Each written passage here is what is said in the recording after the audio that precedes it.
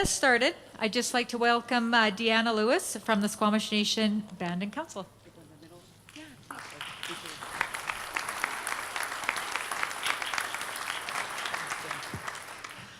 Osiam hot squile tanoia, Nethlin cocklith quashamen, Deanna Lewis Queen's nas, Tanachin Shla Chiachmas Ochomeo, Sanacho Chomeo, Skohomish Oath, Anwanox in Squala and Chenkom and Tomi up, to Skackle to the top of your gym over there. Didn't know how to translate that.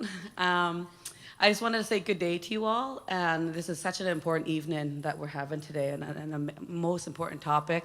And I want to congratulate all the candidates for putting your name forward. So let's give them a hand.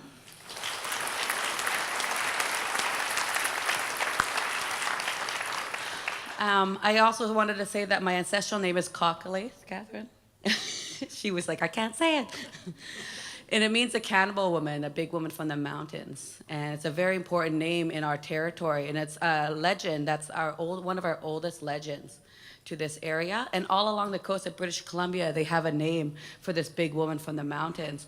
And in their language, they have it. And I've heard many of them. But when I say I'm Cockalaith, they say, you're Squamish. And I said, yes. And it takes you back to your place and name. Everything's describing here. And so all the names around us have a name that describes them, and it's quite beautiful. We call it On Kelos, very beautiful. And so, of course, my English name is Deanna Lewis, and I'm from the Chiachmas village here in Squamish. Does everyone know where that is? Yeah, and it means a fishware people. And I also said I'm from Sanach, which is in Kitsilano. I have to always recognize those two because that was our winter home, was Sanach, and Chiachmas was our summer home.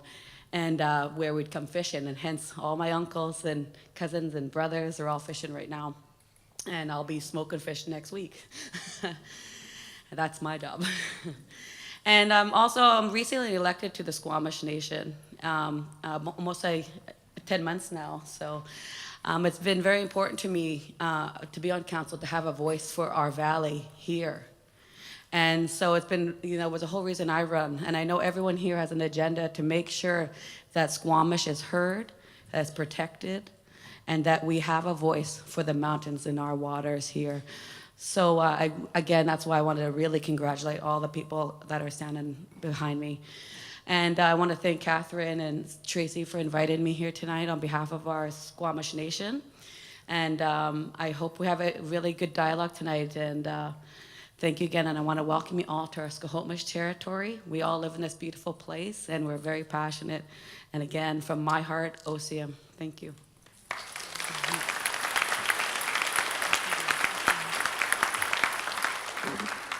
Thank you, Deanna. So for those that don't know, I'm Catherine Rockendale, and I am a facilitator, and I'm acting as a moderator for this evening. I want to thank also, Deanna thanked the candidates, and of course I would like to also thank them.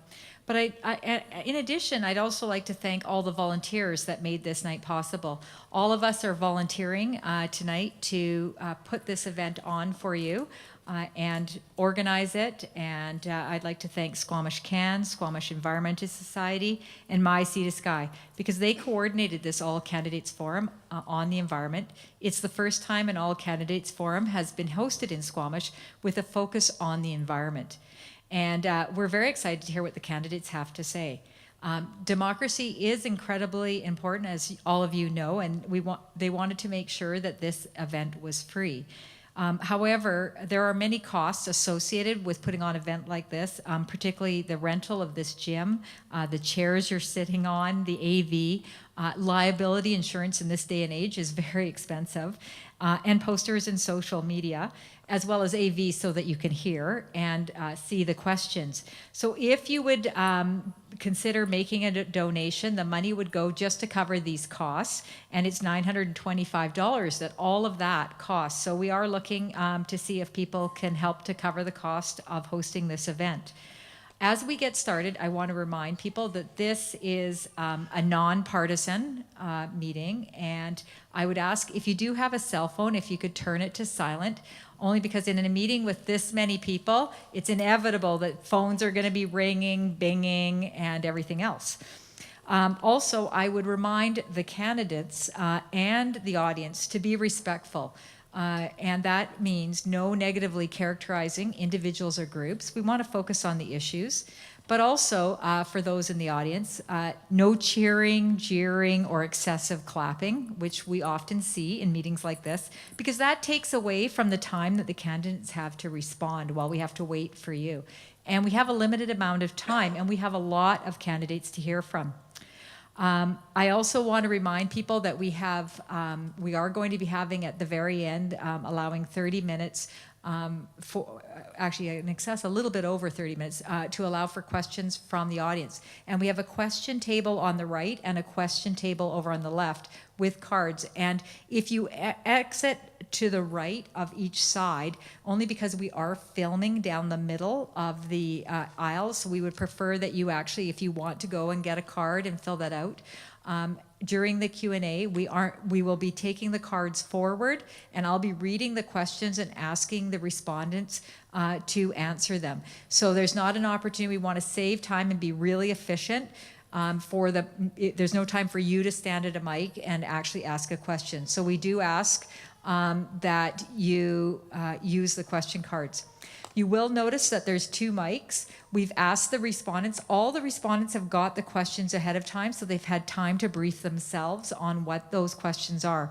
We're asking them to be really concise, 1 minute per person responding to the questions, and I have a timer, and I'm really tough. So what is going to happen is one person's going to come to a mic, they're going to be responding to the questions, I'm going to thank them, and they're going to come and sit down.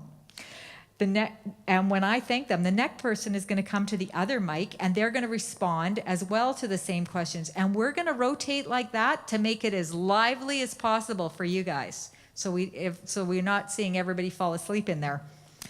As well, you will notice the agenda up on the screen.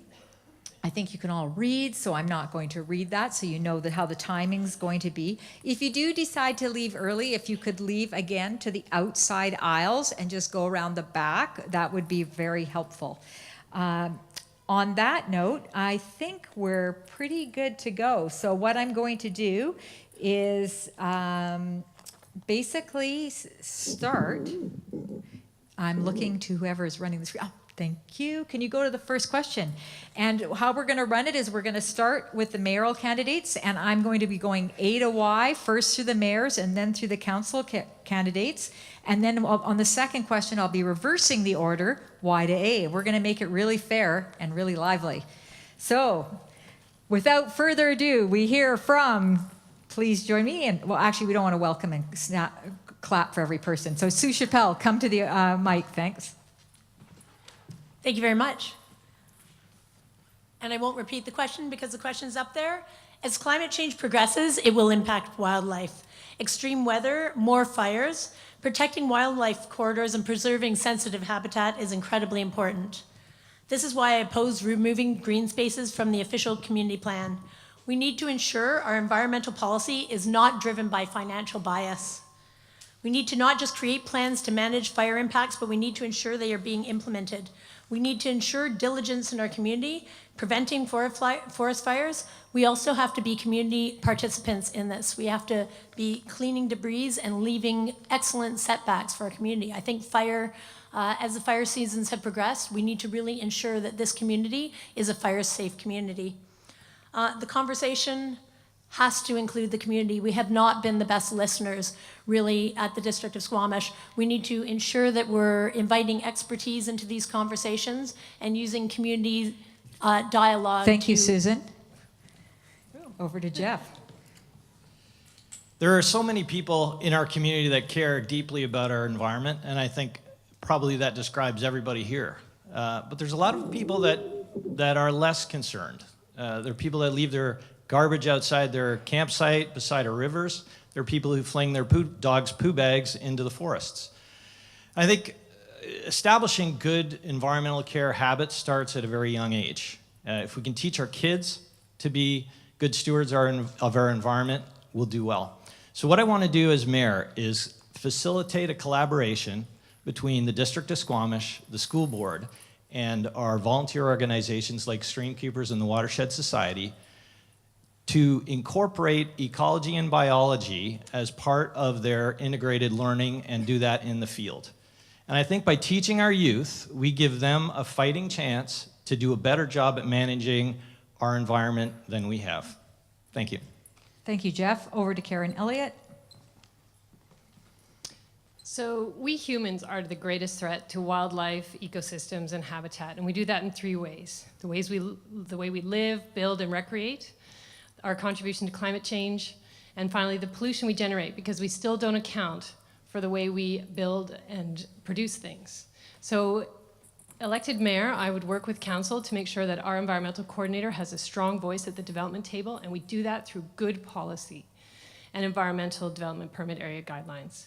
I would make sure that we include our natural assets in our next our asset management plan. We encourage more citizen science so that we own our data about our air, water, and soil. I think we should continue with our water metering program. Water will be key. And we need to accelerate, where possible, our zero waste strategy and promote the circular economy. And finally, we have to be very careful on our analysis of large projects like Garibaldi at Squamish. They impact our community. Thank you, Karen. I'm going to hear from Paul Lally. Thank you to the event organizers, candidates, and Squamish Nation, OCM. The 3 greatest threats that I believe impact those 3 areas are spraying in industrial corridors, commuters, and sprawling development. How would we address it? If I become elected mayor, I'd work with CN to establish clear policies to address what type of pesticides they use, if any. With respect to commuters, we need more people working here, so less cars on the highway. So I'd establish an economic development committee to ensure we create more employment. And finally, we need to ensure we do more mapping and education in sensitive areas. Thank you. Thank you. Tess Lindsley. Hello. I basically chose to be part of this mayoral candidature because I felt that the people of Squamish were not being heard. And I think that as far as the environment is concerned, I think that you can see the results of a lack of attention to that environment. And that applies to both the construction of an LNG and our journey into what is not our environment, but is the environment of the bears and the natural animals of this corridor. I think that we need to stand back from that, and I think it's necessary for us to be much more careful about how we treat our environment that surrounds us and how we treat the environment that we actually are standing on. And that includes respect for the environment in that. Thank you, Tess Lindsley. I'll wrap you up there, and we're going to hear from the the council candidates. Eric Anderson, please. Good evening. Threat number 1, development pressures on our most valuable natural habitat, and that is on the valley bottom. It includes wetlands, riparian and estuarine environments, wildlife corridors, deer and elk winter range. We need instead to learn how to build on the hillsides more economically and with more sensitivity. Threat number 2, failure to take into account habitat restoration opportunities and improvement opportunities. This isn't a threat, but it's a lost opportunity, and it's a big one. Threat number 3, people pressure on sensitive areas. An example that comes to mind is the wildlife management area of the estuary. We're planning to build housing for 6,500 people on the oceanfront lands and a bridge connecting those people to the wildlife management area. It's an example where we should think about limiting access, but certainly updating our management plans and preparing for that people pressure that is inevitable. Thank you. Thank you, Eric. Edward Archibald.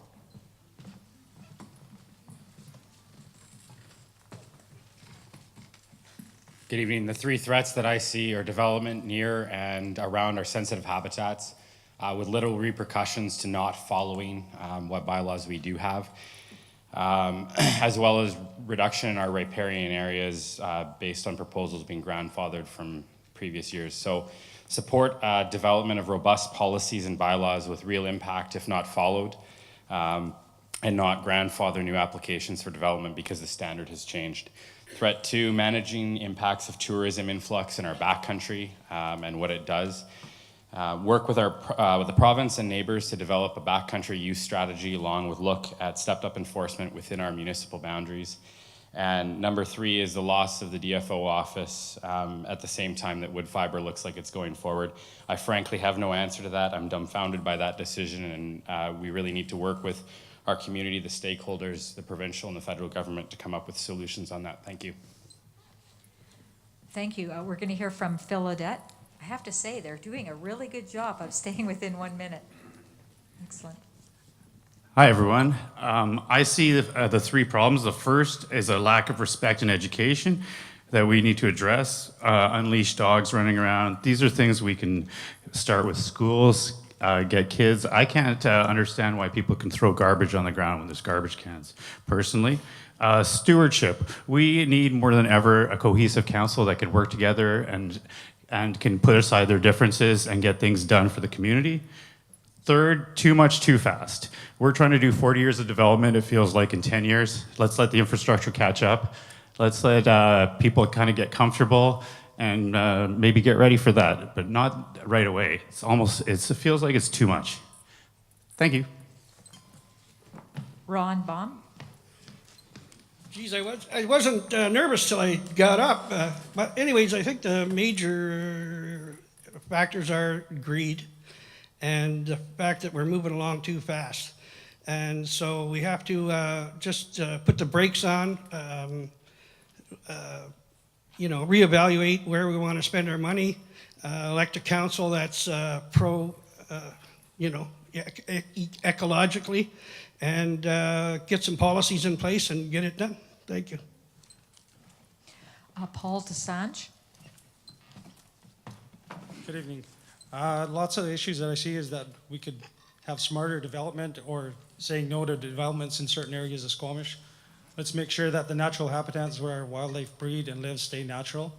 Another one is funding for growing municipalities essential for both education and enforcement of environmental issues.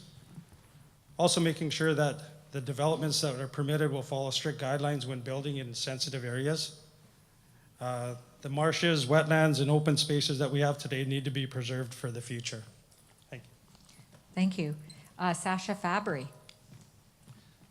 Hi folks. 3 risks in my mind include human-wildlife interaction, our aging and crumbling infrastructure, which includes potential for human sewage and waste to enter into the waterways. On the human-wildlife interaction, that includes bears potentially getting euthanized because of people leaving their garbages out throughout the evening, as well as thirdly, our developments and their proximity to sensitive habitats without buffer zones properly in place, as well as wildlife corridors. There are easy ways to address these, which include proper bylaw enforcement as well as an action to make sure that garbages, for example, aren't left out overnight and are put out the first evening. Making sure that with all new developments, we have appropriate amenity contributions coming through to both fund and budget for all of the infrastructure needs that we do have, as well as when it comes to new constructions, making sure that we are consulting meaningfully with all stakeholder groups, and we are trusting in the science, trusting in the consultants who know where is safe to develop our new properties so that we're not interfering too much with our environment, our habitat, and our sensitive areas. Thank you so much. Thank you. John French. Okay, it's all being far too serious. Good evening. Thanks for joining us. And I just want to lighten it up. Okay, but this is a pretty important topic, so I definitely don't want to underplay how serious it is. The 3 greatest threats in my mind are human beings, us, and our pets. And then after that is just natural erosion and processes that are changing our landscape. So careful development planning is, of course, a good way to move us forward in making sure that our environmental health is preserved in Squamish. We need to continue with infill development in disturbed areas. That's been a good strategy that has served us well. Leash laws also need to be enforced, and I'm a strong advocate of a linear off-leash dog park. I think that would be really fun. Dog owners could bring their dogs to a place where they can run far and wide. It's well signed, it's fenced, so that everybody is aware of exactly what that area is. And probably not a good place for young children to hang out. Our Thank diking you, system John. needs to be monitored Unfortunately, and you're maintained. at 1 minute. I'm going to cut you off, and we're going to hear from Stephen Fryer. It'd be nice to give him a little bit of my time too as well. I was hoping to hear what he had to say. But listen, I see the three greatest threats, and I'm born and raised in this town. Number one is reindustrialization of the sound. Number two, urban sprawl and development in environmentally sensitive areas. And number three, solid waste. The ability to reduce and or divert as our population grows. I think there has to be more consultation with the public and with our staff to ensure that everybody's understanding and aware of these three issues, and we can all work together as a council to bring along everybody in the district so that we can approach these issues and slow things down just a little bit so we can think about it. Thank you. Thank you. And we will hear more from him later and all the other candidates. So up to Alana Gillis next, please. Thank you.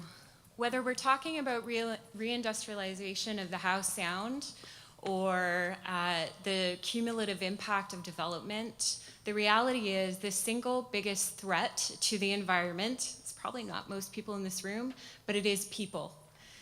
People who are not connected to nature. From my perspective, the question we all need to be asking as a community is how to connect people to nature. Because when we feel connected, we care. And when we care, we make different choices. From my perspective, I would like to see council adopt a decision-making framework that is made public, that we are held accountable to, that includes the environment as an equally weighted stakeholder for consideration in any decision that council makes. It is really important that we begin to see the interconnection between our choices and our decisions, because any decision about the environment has an impact economically, culturally, and socially. Alana. Thank you. We're going to hear next from Rojana Hans. And if I get your name wrong, please just repeat it. We are the biggest threat to our ecosystem. Our actions directly affect our environmental stability. Whether we're developing housing, industry, it all has an effect on our wildlife, our habitat, and our overall ecosystem. We can combat this by building on existing environmental guidelines. I want to propose an action plan to be a greener city with tangible goals and implementation objectives over the next 5, 10, 20, 30 years, increasing our targets for more electric vehicle charging stations and implementing greener business practices such as limiting the use of single-use plastics. These are all ways to help us achieve the objective of becoming a greener city. I want a lot of public consultation in the process, much like the OCP.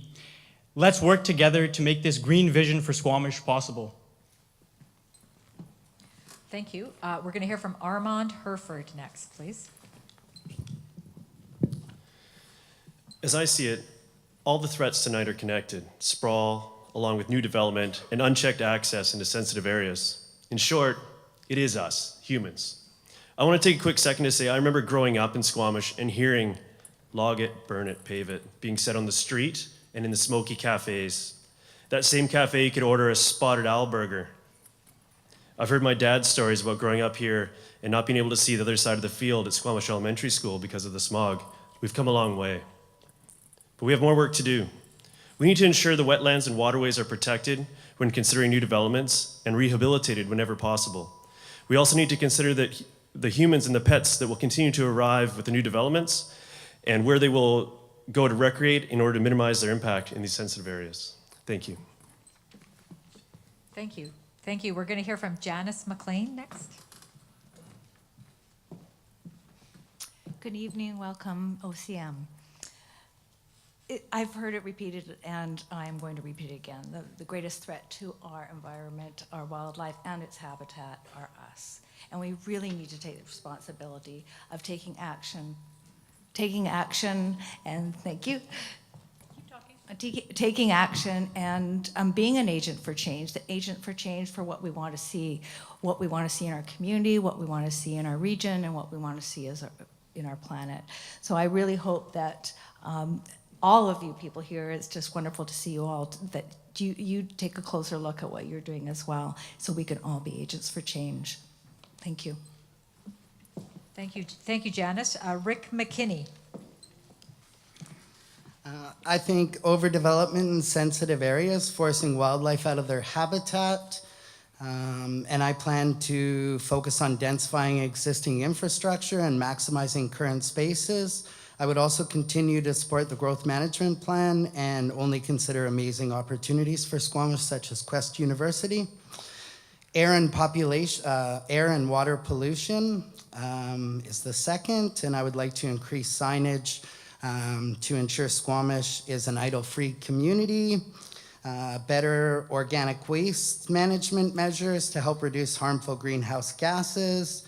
And as well, community expansion and explosive population growth. And as I said, I would like to focus on densification in already existing areas. Thank you. Thank you. We're going to hear from Jackie Menzies. Good evening, Jackie Menezes. As everybody said, our biggest impact is our mere existence on this planet and here in Squamish. So I see our impacts through development, through a lack of affordable housing, so people are living in their cars in our sensitive areas, and of course climate change. So how do we solve this? We look at everything we do and everything we act on through the lens of how do we impact the environment, and two, how do we prevent that, or how do we mitigate that? How do we mitigate that at council? We look at it, every policy that we put through and every bylaw that we pass must be enforceable. Every policy that we make must be asked, how do we impact the environment and how do we mitigate it? Thank you. Thank you. We're going to hear from Lee O'Callaghan. It's a pretty easy one for me. For Garibaldi at Squamish, if I'm your counselor, I will vote against anything that moves that project forward. If I'm lucky enough to get on the SLRD board, I will vote against anything that would move that project forward. Wood fiber LNG, I would lobby against the cost-saving measures that are currently in place. I think this would have a twofold effect of protecting the environment and possibly making the project not economically viable. Thirdly, most importantly to me, the Mount Mulligan compressor station. It's my understanding that that's going to be 4 to 6, it's the equivalent of 4 to 6 747 jet engines running 24 hours a day, 1.8 kilometers away from Valley Cliff. 100%, anything I can do to vote against that, as well as if I can get on the SLRD against that, even just as a good human, let alone your counselor. Thank you. Thank you.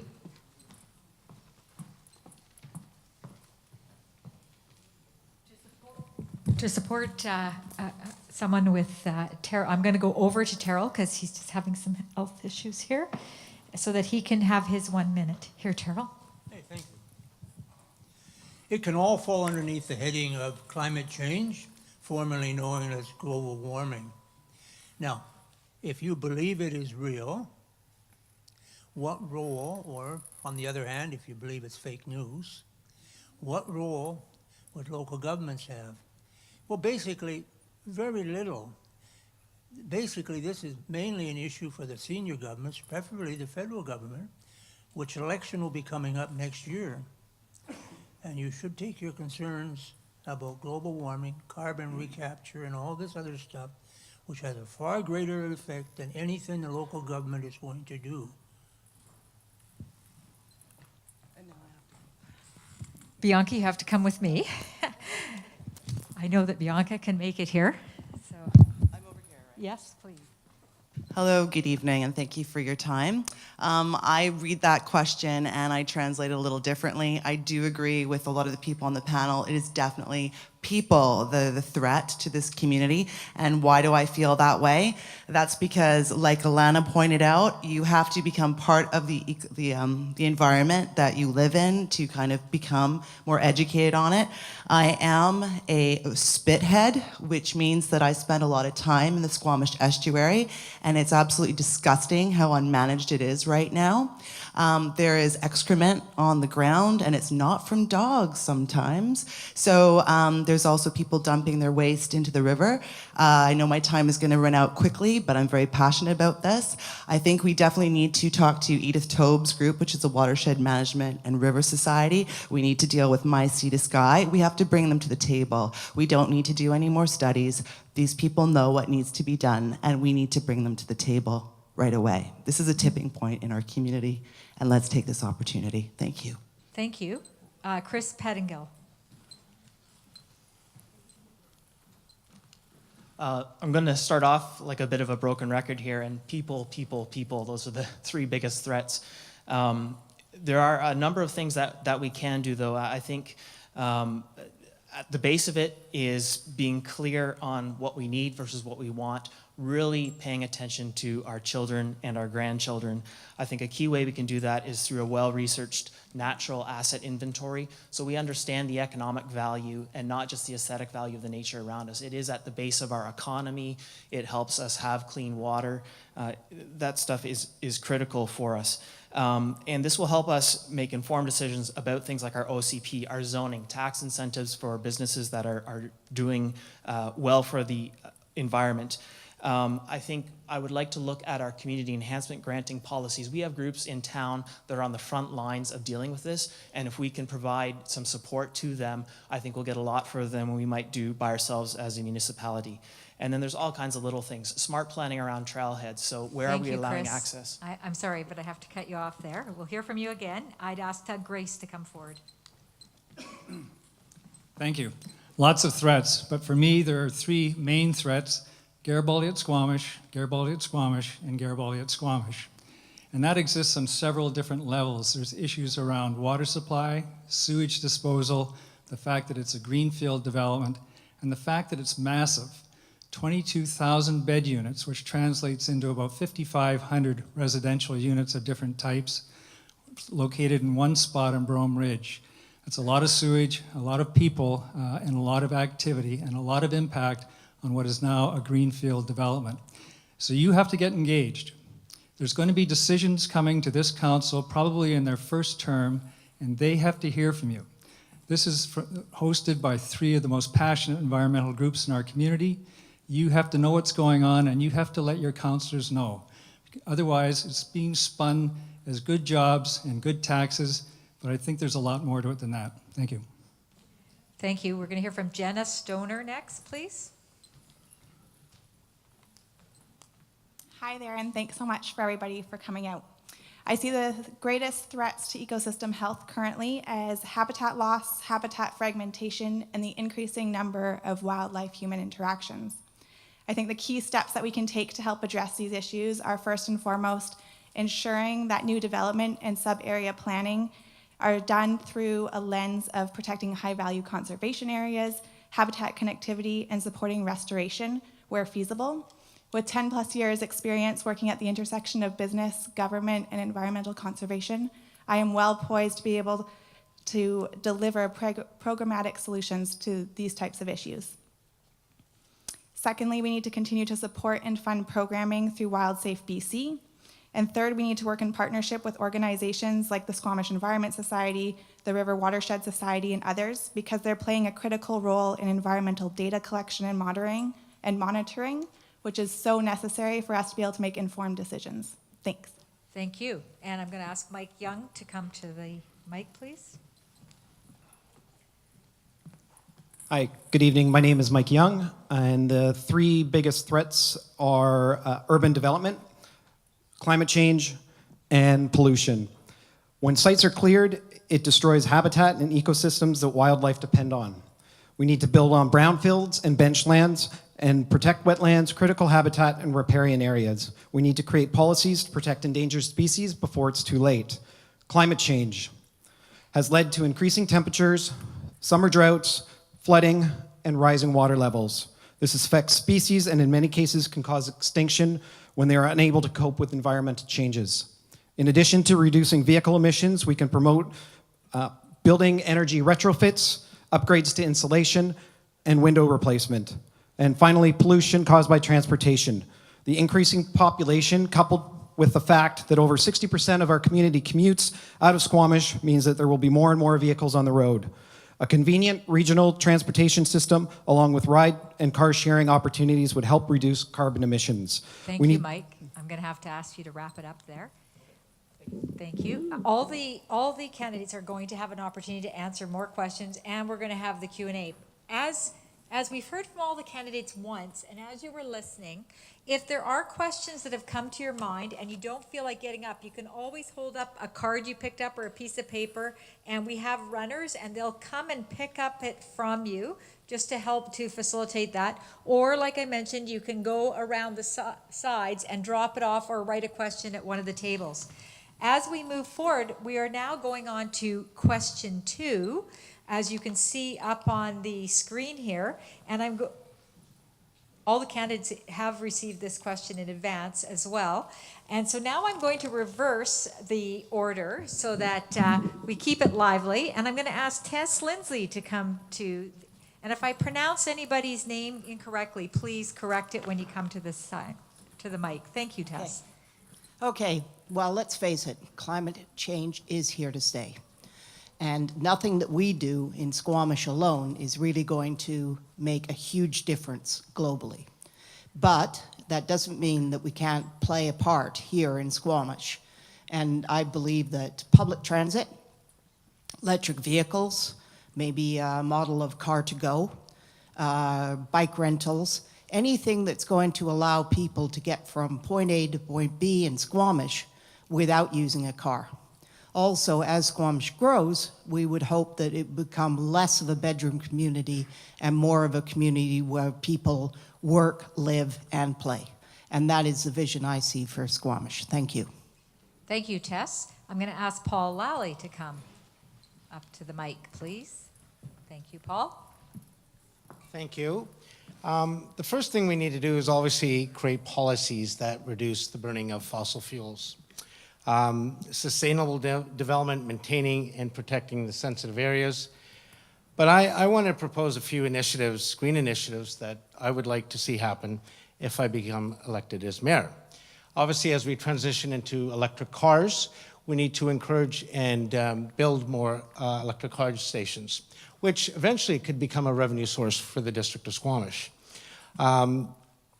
We also need to encourage the use of more solar energy, which I believe is really important. Passive housing is becoming a big thing now. And finally, one thing I want to look at and maybe work with Squamish Can on is building more community gardens. We have BC Hydro right-of-ways all throughout the community that is more or less not used. We need to work with Hydro and the local community to start establishing our local food source. Thank you. Thank you, Paul. I'd like to hear from Karen Elliott, please. Thank you.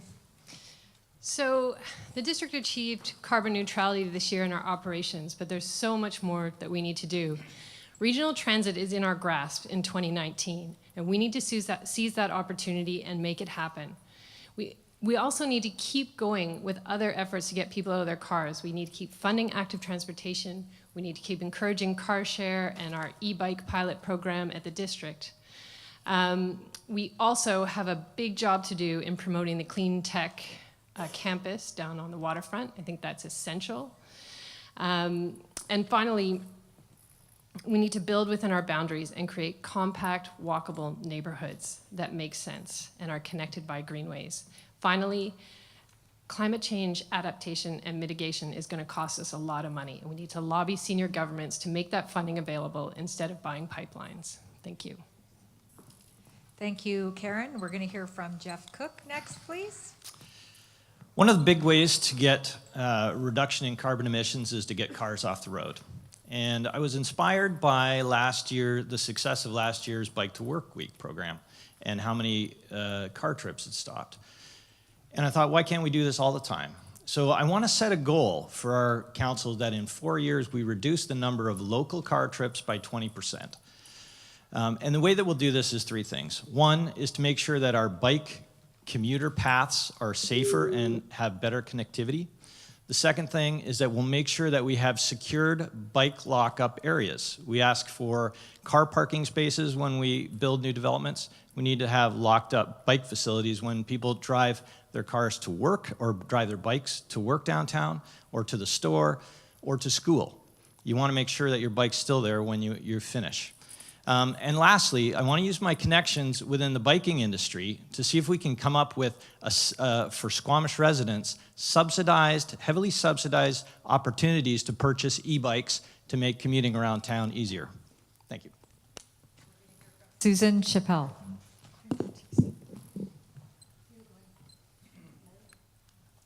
I think there's something wrong with the mics. Okay, you're good, Brian? Thank you. I'm going to restart you, Susan. Perfect. I'm going to talk about what I have done to mitigate climate in our district. The climate adaptation plan was put forward that is a partnership with Quest University. I put forward that plan that Squamish actually work on having an adaptation plan instead of just a mitigation plan. I put forward that we have electric car charging stations. That electric car charging station outside the front of Municipal Hall is because of a grant that I brought to the district. I have increased the policy for electric car vehicles from 20% to 100% in all new developments. I live my values. I live tiny. I ride my bike to all my meetings and to my work. I don't live in sprawl. And climate adaptation is incredibly important for our district. All that development that's happening now on the waterfront requires diking and systems. We live in a place where climate change is going to affect our district immensely. We have 54 out of the 56 challenges for global climate change in our district. We have to take this seriously. And having policy in place so that we can actually start adapting and putting money and funding towards adaptation with all levels of government takes partnerships. And I am incredibly good at creating those partnerships. Thank you. So now we're going to hear from the council candidates, and we're starting with Mike Young. Please come to the mic. Mike? Sorry, that was a really bad pun, but I couldn't help it. We can improve buildings' energy use by encouraging lighting and construction retrofits, offer incentives to developers who prioritize green building practices and high-efficiency buildings, continue to improve on the low-emissions fleet strategy, implement additional green transit strategies, including bus improvements and regional transportation development, continue with Squamish's active transportation plan by improving sidewalks, pathways, lighting, and neighborhood connectivity, encourage more electric vehicle use by having new developments install on-site charging stations and conduit for level 2 charging outlets in garages, require gas stations to install charging stations as part of renovations. Thank you. Thank you, Mike. And we're going to be moving to Jenna Stoner. And just before you start talking, Jenna, I just want to thank those who have donated. We've raised $145 to support our cause tonight. So thank you. Over to you, Jenna. Everybody. Nice work. All right, some local actions that we can take to reduce greenhouse gas emissions. First and foremost, we need to prioritize the completion of a community energy and emissions plan. This would evaluate our existing energy use and consumption and deliver context-appropriate steps to reducing emissions, improving efficiency, and increasing local renewable energy supply. Vehicle transportation is the single biggest contributor to greenhouse gas emissions right now. So we need to get people out of their cars, and we need to reduce the number of single occupancy vehicle trips that we have. We can do this by providing reliable and accessible transportation alternatives, such as regional transportation, active transportation networks, innovative alternatives like car shares, ride sharing. Third, we need to keep investigating the feasibility of developing a community energy system where energy sources and distribution networks are shared between various members of a neighborhood, and at least part of the energy is generated locally. Fourth and foremost, we have to implement our zero waste bylaw. Thank you very much. Thank you, Jenna. We're going to hear from Doug Race.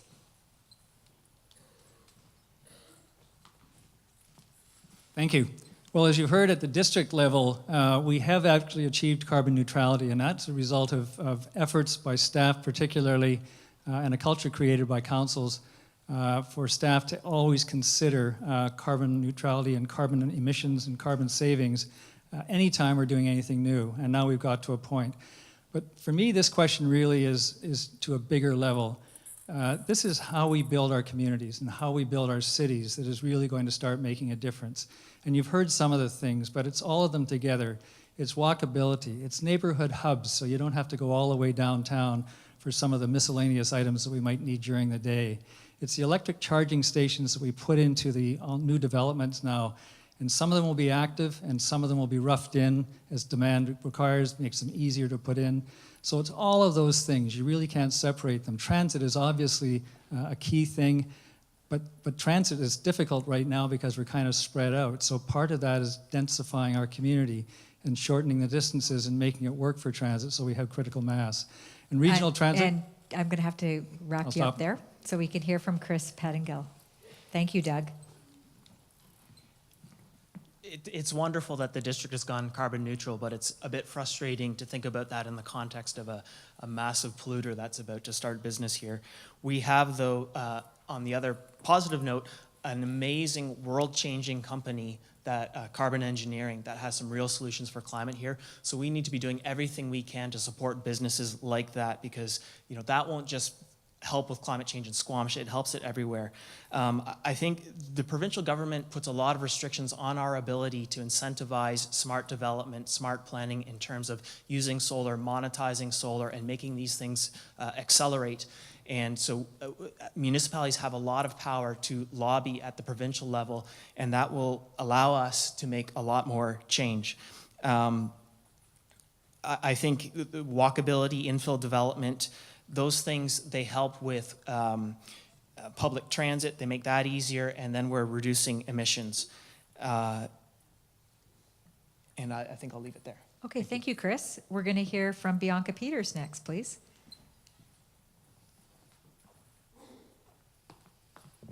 It's really exciting to hear all these people's ideas about moving forward. But for me, on my platform I'd like to reward innovation. I believe that residents should be given some sort of kickback to put solar panels on their roofs. It'd be nice to see EV charging stations, and definitely in businesses, we'd like to see green developments come online. It's also very interesting to note that, just to switch gears, is that about 45% of our population is commuting either way every day. So perhaps what we should be thinking about is how we can keep businesses local. And maybe we want to incentivize people with innovative businesses to come and work and employ our people so that they can ride the electric bikes and use the EV charging stations and walk to work. Anyway, that's my thought. Thank you, Bianca. And I'm going to move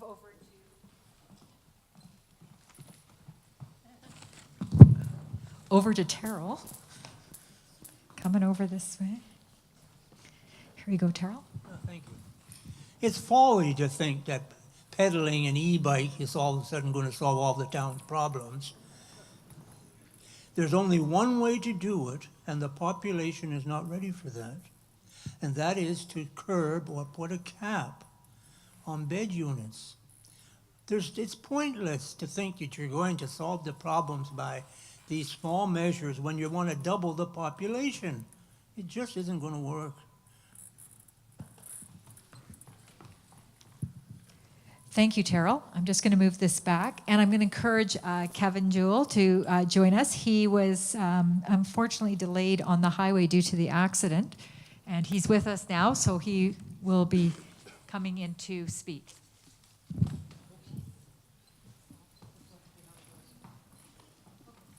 Over to you. That's Leo Callahan. I'm just going to take this chance to repeat myself, basically. The Mount Mulligan, if it can't, the compressor station, if that can't be moved, if we can't make that happen, we have to, at the very least, get it to be run by electricity, not natural gas. I think just to take cars off the road and then have that, it's not going to make a big enough difference. With electric cars, I do love what the district is doing, requiring the charging stations in all new development. I'd like to see that go further, where they actually have the actual charger at every stall, because it's coming. And I think if people are renting, they're not going to be able to get their landlord to pay for a charging station after the fact. So if we have it installed right up front, I think that is the only way it'll sort of hit that 100% mark. I think I'll leave it at that. Thank you. Thank you, Lee. And so next we're going to have Jackie Mezes. Did I get it right that time? I'm sorry. Jackie Menezes, thank you. So how do we address climate change? I'm glad we're carbon neutral. So how do we continue that and make it better? We can do that by attracting businesses, as been mentioned, businesses that support carbon neutrality and efficiency and low carbon emissions or no carbon emissions, along with incentivizing all of us to change our lifestyles. Just in our everyday, we can reduce the amount of plastic we use, the amount of waste we put into the garbage, and also incentivizing us through buying and or car sharing and or bike sharing through our communities. And finally, growing food more locally and reducing our waste that way. Thank you. Thank you, Jackie. We're going to hear from Rick McKinney next. Climate change is a serious issue that needs attention at all levels globally. Locally, I plan to encourage more public awareness and engagement around recycling, repurposing, and composting through community partnerships and conversations. I plan to continue in the direction of zero organic waste in our landfill and would support plans of action to encourage this goal. I would also recommend that we eliminate plastic bags, takeout containers, and straws at local businesses. I would also like to improve awareness in Squamish as an idle-free community to help in reducing our carbon footprint in the Sea to Sky corridor. Thank you. Thank you, Rick. We're going to hear from Janice McLean next. Climate change is upon us, and we have an opportunity, because of the size of our community, to take a leadership role to affect change. Now, whatever we do here is going to affect us globally, or we can take lessons learned from other communities of similar size and implement them. Every comment here are valuable contributions to looking at how we can effectively change our climate, the climate change. But we also, again, I'm going back to the agent for change, personally looking at opportunities that we can affect change. Just simple changes, one raindrop adds to the level of the sea. So if we all take a step in changing our habits. For example, I car share with a son, so we schedule the car, and if we and those would be for longer trips, and other than that, we can walk, we ride our bikes. So these are things that we can do as individuals, as agents for change, and we will affect the climate. Thank you, Janice. So we're going to hear from Kevin Jewell. And Kevin, just for your point, we're on question 2, and we will get through all of question 2 and move on to question 3. And at the very end, I'll go back to question 1 for you and give you an opportunity to answer that so people can hear your perspectives. Great, but for now, just concentrate on question 1, and you have 1 minute to respond. I'm sorry, question 2, you have 1 minute to respond. Thank you. Just allow me to begin by acknowledging that we are, in fact, on the traditional lands of the Squamish Nation. And as such, I just want to be proud of that. In terms of climate change, obviously we're all doing our part. I believe that in my heart already, but we are carbon neutral here in the city, and I believe that we are very proud of that accomplishment, and we need to continue to maintain that and make sure that going forward, all councils abide by and make sure that that is a goal that they have set. Personally speaking, my family and I do carpool every day. I do transit to the city, which is also why I was late today. Sorry about that. But we own Priuses. We do what we can to be as efficient when commuting as possible. Ideally, there would be transportation that would effectively allow us, like a West Coast Express or some other bus systems, which would allow us to do better. But in the absence of all of that, which I would like to, and I know Susan Chappelle and others on council have tried already. I know they've been meeting with the UBCM to discuss all of this, but we can do better. So thank you. I'm going to have to ask you to wrap it up, and thank you, Kevin. And we're going to hear from Armand Herford next. Thank you. There are many ways we can tackle this. Banning plastic bags and single-use plastics, further expanding and streamlining our recycling efforts, continued pursuit of local sustainable employment so Squamish's workforce spends less time and resources on the highway. As the owner of a bicycle store, of course, I believe in active transportation as part of our multimodal sustainable transportation planning. This should be obvious, and I do think it is very important. However, commuter infrastructure is all but non-existent in our town that has a huge percentage of commuters. This has to change. The lack of official park and ride facilities needs to be resolved. A quality park and ride area that is easily accessible, secure, and connected to local transit would help further foster a culture of carpooling and ride sharing, and will lead to more people participating, thus help to reduce the number of vehicles on the highway daily. I also look forward to working with all involved parties to continue to execute the transit expansion plans and help manage the challenges of their implementation. Also, thank you to all those involved in making the district carbon neutral. You have set the standard high, and I look forward to pushing it higher as we go forward. Armand. Thank you. We're going to hear from Rajan next. First, I'd like to thank all the previous generations for leaving my generation with such a big problem to solve.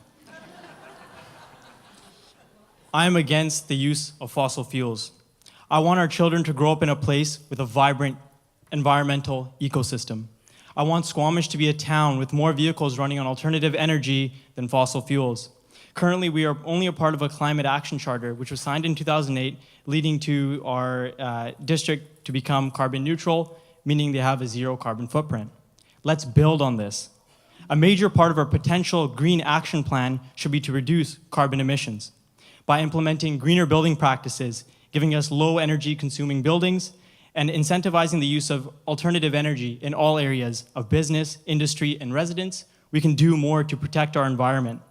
Planning our neighborhoods to make them more walkable, increasing the transit friendliness, and increasing bike share and ride share programs can also attribute to that. Thank you. We're going to hear from Alana Gillis. Speak nice and close to the mic as well. Yeah. Okay, and I have to make out with this thing. I want to say what they said. All the ideas around the room are great ones. And I would like to see the district of Squamish become really activated around climate change, because the time is now. I see responding to climate change needs to be a coordinated community response. We need to come together. We need to uphold the bylaw for waste management, for zero waste. We need to ensure that our policies remain strong and that we stand really true that climate change is here and we can respond locally. We need to speak to the inconsistencies between provincial and federal policy objectives and the realities that we are facing and that we can do at the district. I think it's up to all of us. I also believe we need to inform ourselves fully about what the actual costs are, socially, economically, environmentally, and cultural of climate change so that... Thank you, Alana. Thank you. I know you were just picking up speed there, but I had to cut you off to be fair to everyone else. I'm so sandwiched between two people who like to talk. So, as an insurance claims professional, I've seen the effects of climate change firsthand, and it's my thought that the current council has worked hard to implement some great policies and programs to create that culture. We need to engage our citizens, lay the foundation for further success regarding carbon target setting and further attainable goals and targets. Transportation initiatives in conjunction with neighboring communities, recycling initiatives, green building initiatives, and EV initiatives with collaboration amongst District of Squamish staff, citizens, and of course our youth will begin the work required to reduce our carbon footprint. Thank you. We're going to hear from John French. Thanks, Catherine. So the biggest source of pollution in Squamish comes from vehicle tailpipes. So active transportation and promotion of it is a given. We need to find ways to reduce the number of vehicles on our highway. And one way to do that is to increase the number of buses. So I'll be pushing to work with everybody in the transport industry, private sector and public, to increase the number of bus trips between Vancouver and Whistler, make it easier to get into a bus, or as easy to get into a bus as it is to get into your vehicle. The landfill is also a significant source, so promote composting and recycling and hit polluters hard, people who illegally dump. Thank you. Thank you, John. We're going to hear from Sasha Fabry next. And just, Sasha, before you start, I'm not timing you. Just give me a minute here.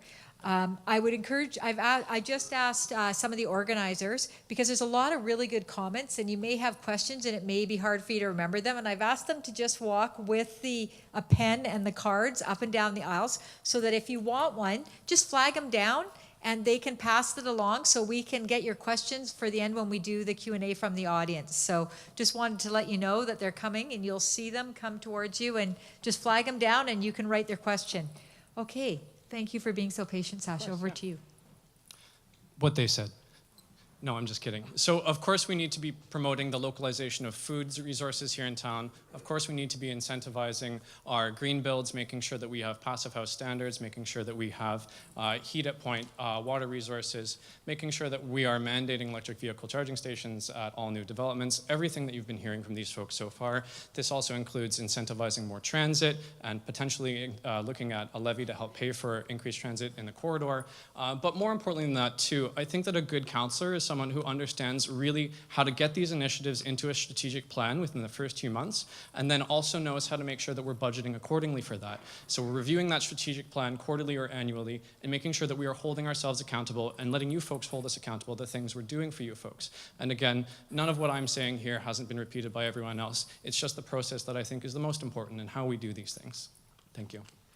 Thank you, Sasha. So we're going to hear from Paul Desange next, please. I think as we've overdeveloped everywhere here, we need to be building more energy efficient homes and different features in new houses or renos and stuff like that. That's a big consumption, reducing open house greenhouses and shrink the house carbon footprints. Like everybody else said, encouraging people to bike share, ride share. Regional transit, we have to make sure that the local buses are running maybe faster or more, get more on the road.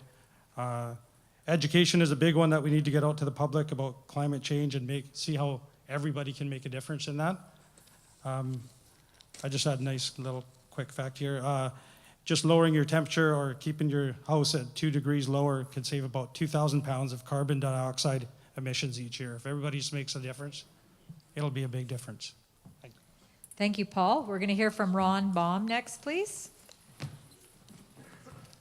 Well, we just heard all of the problems, all of the solutions, and with every election, we get to talk, but we got to make, we can't be putting it on the back burner. So you need somebody there that's going to make sure that all of these things are on the front burner, and we do something about it.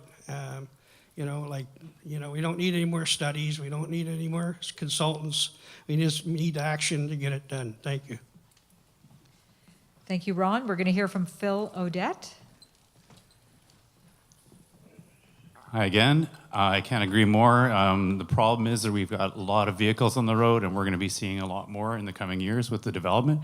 So we've got to incentivize more busing, try to get that TransLink going. 2019 would be amazing if we could get that done. As far as I'm concerned, we're already paying the 10-cent TransLink tax here anyways. I don't know why no one talks about that.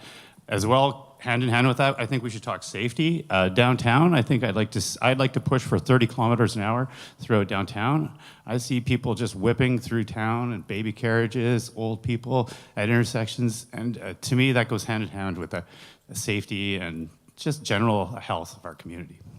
Thank you. Thank you. I'm going to hear from, ask for Edward Archibald. What everyone else said, plus 2 other points. Encouraging office development within our boundaries, not just warehouses. Without office space here, we can't take people off the road. We can't encourage businesses to come here because we have no office space. We've had 1 office building built in a decade, and we have 1 more coming.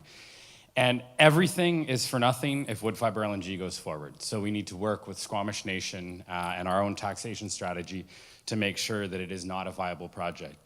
If it goes forward, it's the equivalent of 170,000 cars on the road just with the fracking wells alone, and 1/4 of our population's is water use, which is just unacceptable. Thank you.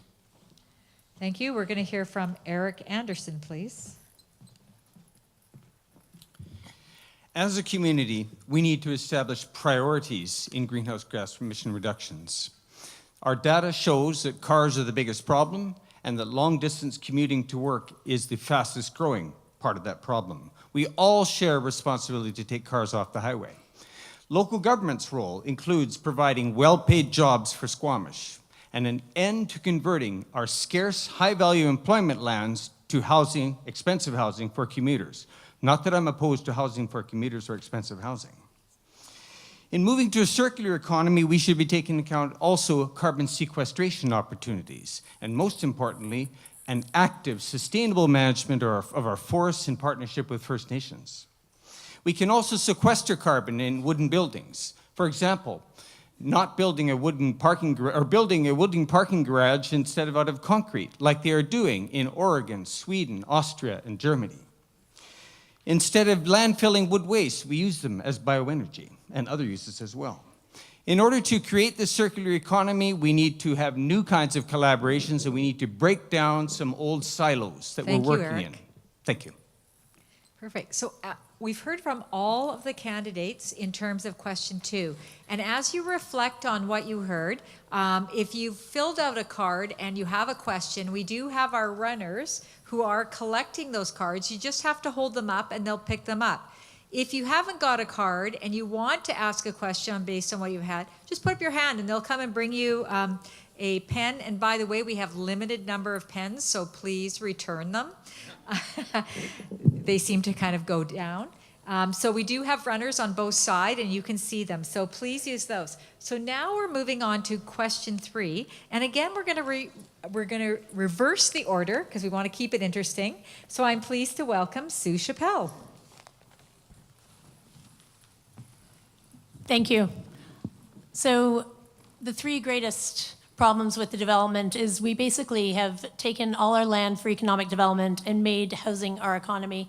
3/4 of our business licenses right now, our economy is completely reliant on residential house building.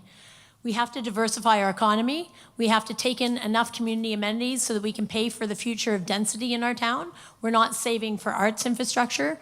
We're not saving for adaptation. We're not saving for roads. We're not saving for public transit. We have to increase our public transit system to be able to get people around. We're moving people into town without having the amenities that it will take to sustain people in the future. We're creating a massive congestion problem. And without the resources and the funds from economic development and from having a diversified economy, if we see even a blip in an interest rate, that housing economy is going to drop. And we've seen what this community looks like when it's reliant on one industry.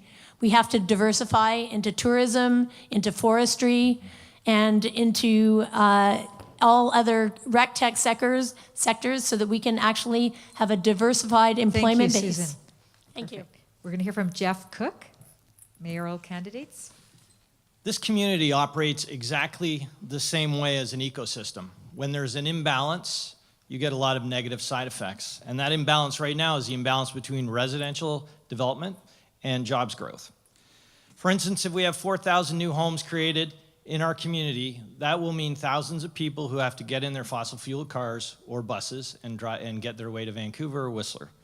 The key to solving that, and that's a fundamental core issue, is making sure we have more employment opportunities within our community. In addition, the surge in residents in the downtown corridor or downtown area is going to mean, it's going to be a concern because those people are going to walk their dogs. They're going to want to go experience the nature which they moved to Squamish for, and that closest green space is the estuary. So now's the time to start asking some of those big box developers in downtown to start funding sustainable trail networks and continue the great restoration and trail building work that's been done, but also identify no-go zones for humans in there to protect that asset. Thank you. Thank you. We're going to hear from Karen Elliott, please. Thank you. So this is probably the question I get most often is, what do we do about the growth in our community? So first off, we learned from the 3 big EA projects that came through the district during this term. And so with Garibaldi at Squamish, that is our biggest development pressure. It's going to take a lot of resources, and we need to communicate and communicate and communicate with this community so you know what you're saying yes to or saying no to. We have mapped our sensitive areas in the district. Now we need to set targets. There's no point mapping our sensitive areas if we just watch it disappear every year. And finally, I have been a consistent and strong advocate for growth management. I will continue to do that. The development pressure is not going to stop. And we need to make sure that we're creating land for homes, for jobs, and keeping it within our growth management boundary and our population thresholds. Thank you. Wow, Karen, you actually had some time still left on the clock. Over to Paul. Thank you. The three areas regarding development that I would look at is first and foremost is I'd review our community amenity agreements. I believe that we're not doing as good of a job in negotiating good deals with developers when they're coming into our community for things like fire halls, Brennan Park, etc. So I'd look at that. We have aging infrastructure. So we also need to look and update our DCC bylaw. With all this growth, we need to ensure we have running water and our toilets are flushing. And finally, with the rise of sea levels due to climate change, we need to encourage more development out of the floodplain. Thank you. Thank you to the organizers, Catherine and Squamish Nation, OCM. Look forward to your questions. Thank you, Paul. Tess Lindsay, please. Okay, I just have a question for you. Show of hands, who thinks Squamish has grown too fast? I think most people in this room feel the same way I do, that the development has gone crazy, that the permits are being given to anybody that asks without any restrictions. Rather than getting into specifics, I think that for me, I would like to see the issuing of development permits to be slowed down, virtually stopped. We have huge infrastructure problems, the one being the waste management. Now, I know that they have done a plan, but it's going to cost a lot of money. And that is simply because we have allowed too many people to move in, too much development to happen before we close the gate. We allowed the horse to bolt. Now, it's got to slow down, and we need to address that as a major issue. I think it's one of the biggest questions is waste management and water management and how we can protect the environment while still maintaining these services. We're going to hear from the councillor candidates now, starting with Eric Anderson. Development challenge number 1, the imbalance between residential development and economic development. Challenge number 2, bad land use planning where we lose options for the future for managing both natural habitat and economic development opportunities. An example is the waterfront. If we don't prioritize uses that need the waterfront, then we create costs and dilemmas elsewhere for both habitat and other land uses. Challenge number 3, the social impacts of unbalanced growth.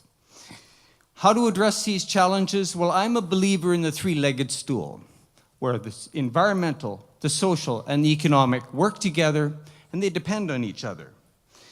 Where environmental protection requires economic support, and it depends on social support as well. Here we are with 4 or 5 environmental groups in this town. None of them get enough people to run for the board.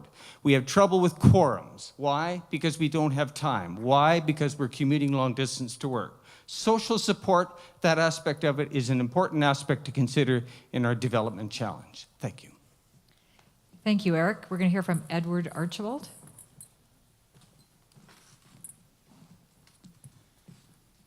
A few points on this. One of our biggest challenges in the development side is having proper environmental oversight. We have a fraction of what the community to the north of us has from a staff perspective. And as a result of that, in my mind, and what I see out there is we have developments that do things that they shouldn't, and then there is very little ability for us to enforce repercussions. So buoying up our policies and bylaw enforcement and giving our staff the tools to enforce that. Looking at partnerships to showcase green and sustainable development through, Eric actually touched on the last question, through cross-laminated timber, construction of parkades, et cetera, as well as working to overhaul our CAC policies so that we can actually have the money to increase and build our infrastructure to where our community is at today. Thank you. Thank you. We're going to hear from Phil Odette. Hi again. 3 challenges that I see. The number one, topographical challenges. Things such as pumping water uphill. You can ask Quest about how that works out, and maybe how we're going to do that with the gas if that does come up. Could be a challenge if the Chikai fan as well. I don't know if that's going to be enough of a barrier for the amount of development they're talking. Too much, too fast again. Lack of thorough and thoughtful consultation. I'd like to just put forward the gondola as an example of the template for what I'd like to see for development. When they came forward, they consulted with every group they could find, every individual that might have a problem, and they had a lot of hurdles, and they went through them systematically, and they have actually a very successful business that's an asset to our community, and leave it at that. Thanks, guys. Thank you. I'm going to hear from Ron Baum, please. Well, I guess it's time for us to let the developers know what we want and have them tailor it to what the community needs to balance the development's problems.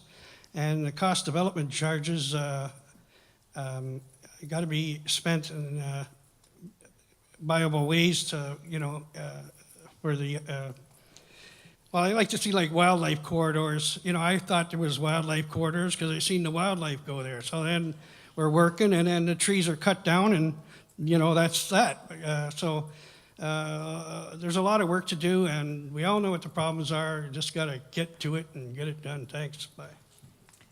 Thank you. We're going to hear from Paul Desange, please. A lot of the people I talked to recently, no one's really talked about it, parking downtown. I don't know, I live downtown, so you go down there and I can't even park in front of my own house because there's people parking there that are working in the downtown core. And all the buildings that we're going to put in down at the end now at Nexon Lands, people parking down there, parking in front of the brew pub, all the buildings that are going up there. We need to figure out something. That's one of the big things. Making sure any of the future developments make sure that we have affordable options in each development. I think some of the communities that have 15%, that's what it should be in any big development that we've given out. Make sure the developments fit into the neighborhood plans that they're being built in, and getting most of the developments to have some sort of green space in them. A lot of them, if you're building on Cleveland Avenue, they don't have a lot of green space in there. We still need that. Thank you. Thank you. We're going to hear from Sasha Fabry, please.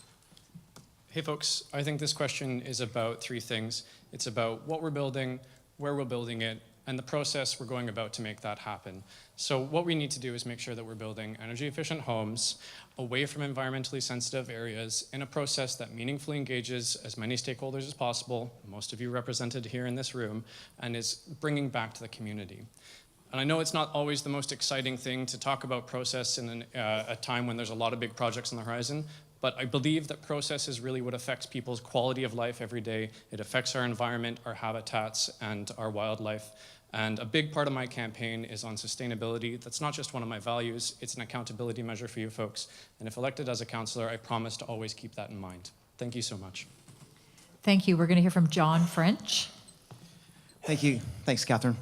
So let me start by telling you that Garibaldi Springs Golf Course never should have been built. It's time for us to stop filling in creeks and wetlands. It's time for us to get our planners and developers out of the office and stop relying on maps and get onto the ground and see the areas that they're about to develop and figure out what they can do to preserve habitat for creatures as small as tadpoles and as large as bears and cougars. And developers need to be treated less like the enemy and more like our partners so that they're invested in this community and they value it as much as we do. Thanks. Thank you. We're going to hear from Stephen Fryer. First time, I'm ahead of time this time. again, more to what we already hear up here, is the management of the growth, more robust public input, concise rezoning and permitting process that doesn't exhaust opposition to the point of not being able to continually oppose a project. Mindful of greenfield development. Environmentally sensitive areas have been mapped, as Karen's noted, and we need a comprehensive plan with measurable goals on further development, with a clear plan for growing our community. These projects need to be mutually beneficial without the loss of environmental assets or infrastructure that make our town so desirable. This is why people are coming here.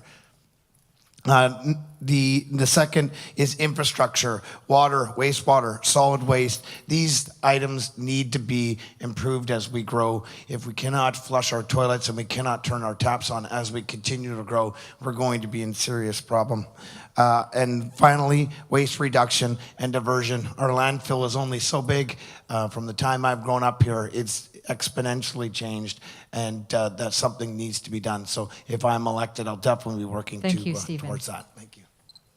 We're going to hear from Alana Gillis.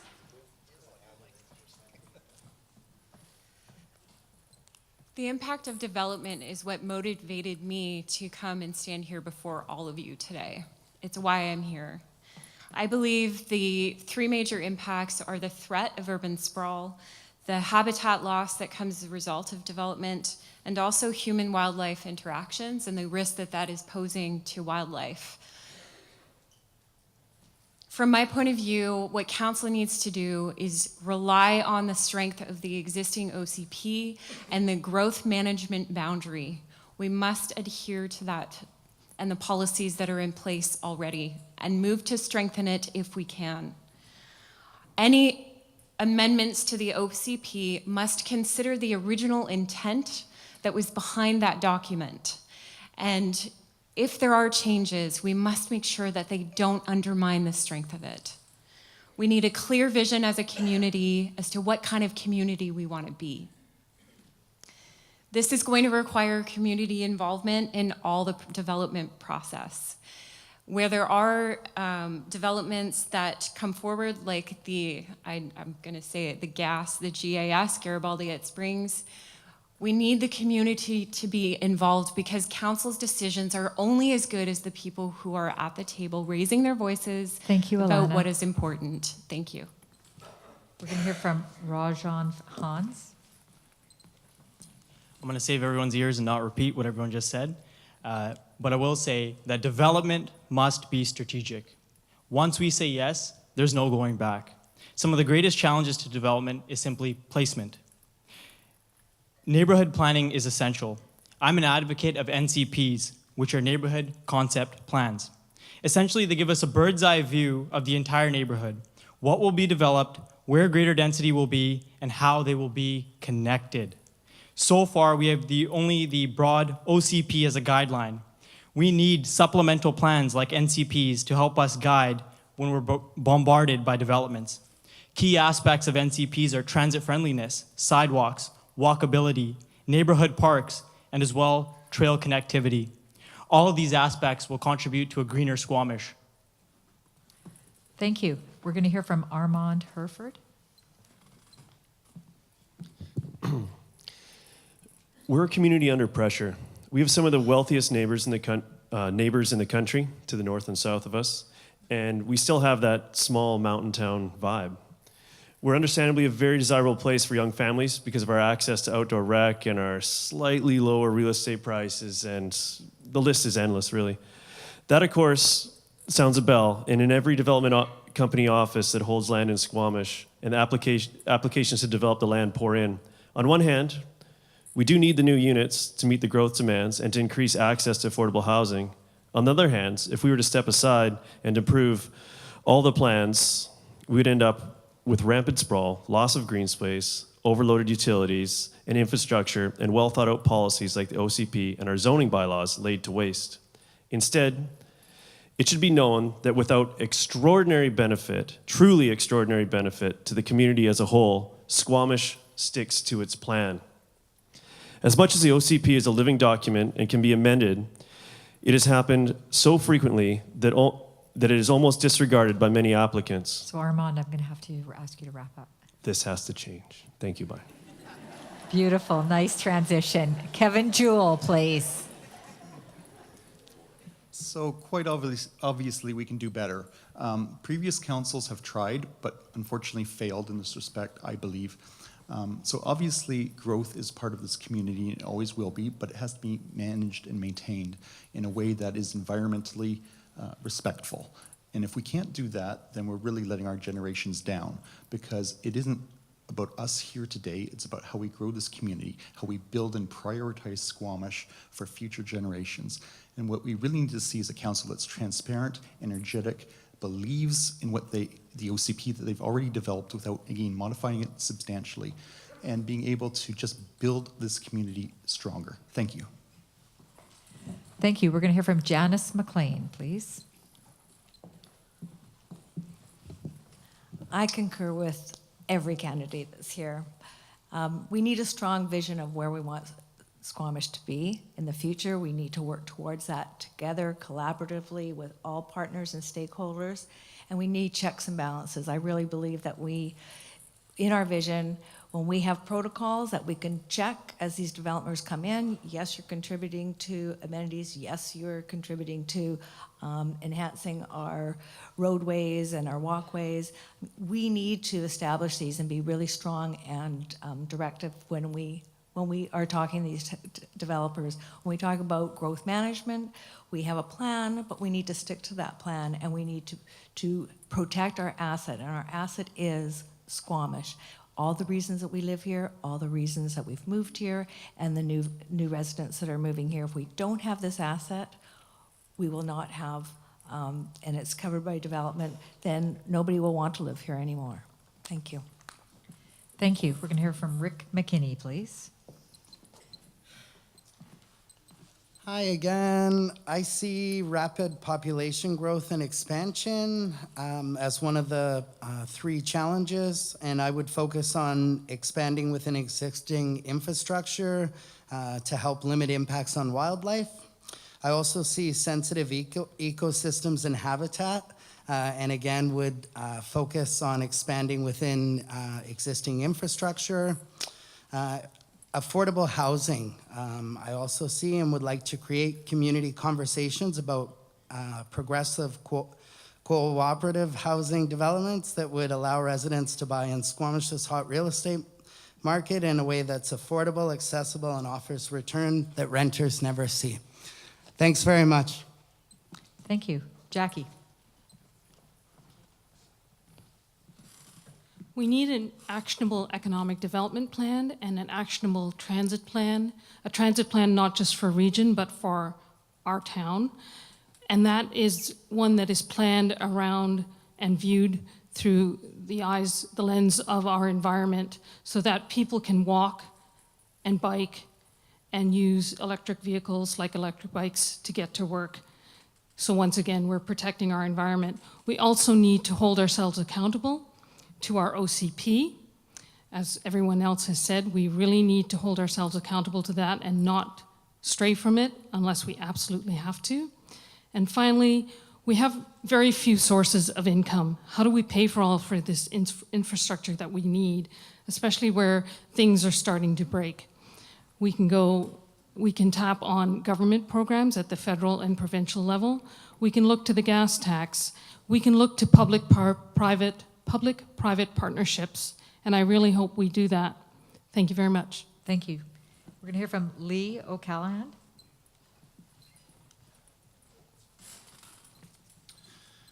It's my understanding that if a developer comes in and they follow the OCP and they meet all the bylaws, that development can go through. What comes in front of council is when a developer comes in and they ask questions, to make my project economically viable, can I take away this green space? Answer, no. To make my project economically viable, can I fill in this creek? No. Can we remove the population threshold so I can build my project? No. Those are the answers you'll get if I am your counselor. Thank you. Perfect. Thank you. We're going to hear from Terrell, and I'm just going to run over.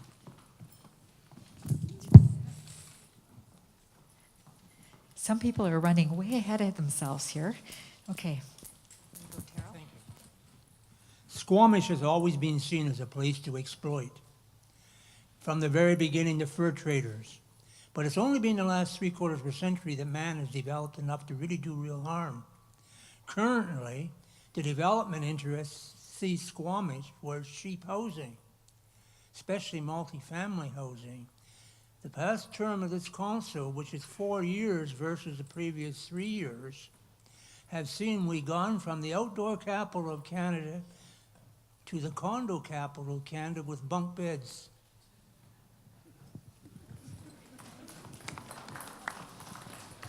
Thanks, Terrell. Okay, I'm just going to take this up here, Bianca. Before you start, just give me a minute. Can I start now? Can I please, please, please, please? I'm just Okay, joking. start. I'm just joking. Don't start timing me. Tell me when. You can start. Okay, just to be a little bit different, one of the greatest challenges I find about development is I've lost all my friends. They've all moved away and cashed out. And I've also lost a lot of volunteers. I'm involved in nonprofit organizations, so that sucks. So we really need to do something about that. But what's really frustrating is I'd like us, after this council election, that we stop comparing ourselves to Vancouver. We are not Vancouver. We are Squamish. We need to keep our character intact. I worked at the executive director of the downtown BIA for 3 years, and one of the big issues we had was parking, and we did a survey on that. And 69% of respondents said that was our biggest issue, and we took that to the council, and we're not allowed to throw stones at council today, but let's just say today we're losing more parking than we are gaining parking. Of course, we have to mix that in with our EV charging stations and all that, and I'm not being facetious, but we definitely need more space to recreate in this community, and we're not doing that effectively. And that's all I have. That's a wrap. Thank you. Thank you so much for your time. I Bianca. really appreciate it. We're going to hear from Chris Pettengill next. So we know that infill development will help with transit, parking, and affordability, but we're consumers and we want big homes and lots of space and garages full of stuff. It's going to be a really hard challenge to overcome, but I think by paying attention to viewscapes, the quality of our public spaces, and policy and regulatory support for a sharing economy, we can help make that transition. The world wants to be here, and because of that, everyone wants to develop here. So I think we need to be looking at a housing authority that can help keep it affordable to live and work here. And finally, we need to pay attention to reconciliation. We have made a big economy exploiting our surroundings, but across BC, First Nations have not had those same opportunities to benefit in the same way we have. So in the few places where development does go ahead, I think we really need to look at who is benefiting and are we thinking about reconciliation as we move those projects forward. Thank you, Chris. We're going to hear from Doug Race, please. Thank you. I looked at that question, and I think you can read it a couple of different ways. And so I interpreted it to mean, what are challenges to good development? In our OCP that we adopted this term, there's a growth management boundary, and you've heard about that. And that directs new development to existing developed areas, infill, and so forth, and avoids going and developing into greenfields. That will be challenged, and there will be pressure to make exceptions to that. And you do sometimes make exceptions in an OCP. It does change, but for me, that's a very high threshold. The second challenge, I think, is the existing neighborhoods that we have, because we want to densify them. We want to take the large lots with the one little house on them and turn them into a lot of different people, or a lot of different units and density. But that's a difficult thing for a neighborhood sometimes, and those are difficult decisions. The third challenge is that we are a long, narrow community. We're not nice and tidy and square like the city of North Vancouver is. That creates challenges for transit, for infrastructure, and any number of things. And the only way you can really help with that Doug, you're going is to have to create wrap it up. Neighborhood hubs. Thank you. We're going to hear from Janice Stoner.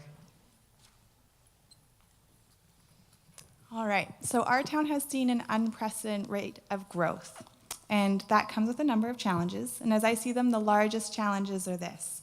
First and foremost, ensuring that our community connectedness is not being eroded by that rapid rate of growth. To address this, we need to continue to engage with our community on our needs, our shared needs, our priorities, and our opportunities. Because effective governance needs to be a two-way conversation. The second challenge is that there are substantially more people using the same amount of space. Much of our infrastructure is operating at or beyond capacity, and we need to ensure that we continue to follow smart growth principles of compact land use planning so that we make efficient use of our existing capacity. The third challenge is livability. It's expensive to live here. We need to expedite development of affordable housing that includes purpose-built rentals and multifamily dwellings. We need reliable, affordable transit options, and we need to diversify our economy so that people can live and work here. Thank you. We're going to hear from Mike Young, please.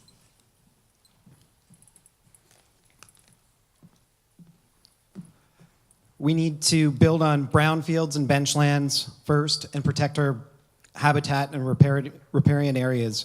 Encourage landowners with underutilized land to allow for their property to be used for urban agriculture. Stormwater management. Promote rain gardens, swales, green roofs, green infrastructure to capture runoff from roadways, buildings, and hard landscapes. This will reduce stormwater inflow and infiltration, clean it of pollutants, and replenish our aquifers, streams, and rivers. Retrofit parking areas with pervious paving, and consider establishing a stormwater utility or a user pay system that bases fees on the impact of the property has on the system. And solid waste management. Maintain and look for areas to improve existing policies and plans to reduce total waste. Increase recycling rates and eliminate organics from the landfill. Investigate waste to energy possibilities such as biofuel and develop a system to capture landfill gas. Thank you. Thank you. We've now heard from all the candidates, and the person running the slide, can you go back to question 1? Because I'd like to invite Kevin Jewell, who missed question 1. This is on environmental health. If you need to refresh your memory, because, but I would encourage you to just come up and we'll give you a minute to speak on this. Sure. Great. Well, thank you for hearing me on this question. It's a very, I feel this is quite an important question, and it obviously set the tone for all the discussion you heard here today. Basically, our challenges are obviously pollution. We have a little bit of that right now, but obviously it's growing. We need to manage and maintain that. If LNG, wood fiber LNG comes online, we have to manage that properly as well. We do know that this community already has a world-class facility for scrubbing carbon out of the atmosphere, and I very much applaud those who brought that here to this community. I think that's obviously a step forward. The other thing that we have to face is solid waste management, and we recently heard that one of our plants had a serious issue whereby they had to fix and repair, but luckily we had a secondary system in place. Apparently, just an old system sitting around, but had we not had that, what would have happened environmentally? We would have been in a disaster zone. And basically, human encroachment is the third and final one. If we go into the estuary, if we move into the Garibaldi Springs, I mean, what are we doing to our environment? Thank you, Kevin. Thank you. Thank you. You're at a minute, so I'm going to ask, I've kept everyone to pretty much a minute and tried to make this as equitable and fair. We've been collecting throughout the sessions questions from the audience. Now, as you may or may not know this, but I think I mentioned it, all of the candidates received those 3 questions previous to this. So they had a chance to think about it and reflect. Now what we want to do is we want to see how they respond on their toes from questions from you. And so if you do want to also add more questions, you can go to the back, or one of the runners will pick a question up. But I'm first going to start with the mayoral candidates, and I'm going to run through different questions. And I will basically run through a series of questions that have been collected, and each question will be different for each mayoral candidate. And then I'm going to move over into the council candidates, and I'll recycle the questions because I do, well, you might not know this, but I don't have 27 different questions. So I will recycle the questions, but we're going to first hear, beginning with Tess Lindsay, and I'm going to give you a moment to think about this question and then respond to it. How are you going to solve the issue of public transportation in the Sea to Sky corridor? A big question. And once you're ready, you can let me know, and I'll start the clock, and you have 1 minute. Okay, so public transit. We have BC Transit here. I don't know what their expansion plans are, but I understand Whistler is getting some new buses. And I also understand that Whistler has a great transit system. And they've even gone as far as you can now get an app and it'll tell you exactly when your next bus is arriving. Now, I don't see why we can't do something similar here. Why we can't ask the transit to add more buses and to add more frequency. When, for example, when the Nixon Beach is finished, are people going to walk up to the post office at Cleveland Avenue, or are they going to drive? Or are they get on a little shuttle that comes up and takes them back? Why do we have to wait a half an hour for a bus? Why can't it just be 10 minutes? So I think, you know, we just really need to talk to BC Transit, and we need to talk to provincial government about getting funding for us to be able to get around our own community. Thank you. Thank you. Thank you. Next is Paul Lally. And Paul, here's the question for you. What can Squamish do to make the provincial and federal government follow our lead in acting against climate change? So think about the question and then let me know when you're ready to respond, and I'll start the clock. Great. Thank you, Catherine, for the question. I believe the first and foremost thing that we should be doing is creating those relationships. Relationships, in my mind, are the most important to start dialogue. If somebody knows you, they respect you, and they understand where you come from. So I think relationships are very important, both at the provincial and federal. So our MPs, ministers. So it's very important. Council just came back from UBCM to attend those meetings. As your mayor, obviously will play a big role in that. So relationships is important. Thank you. Thank you.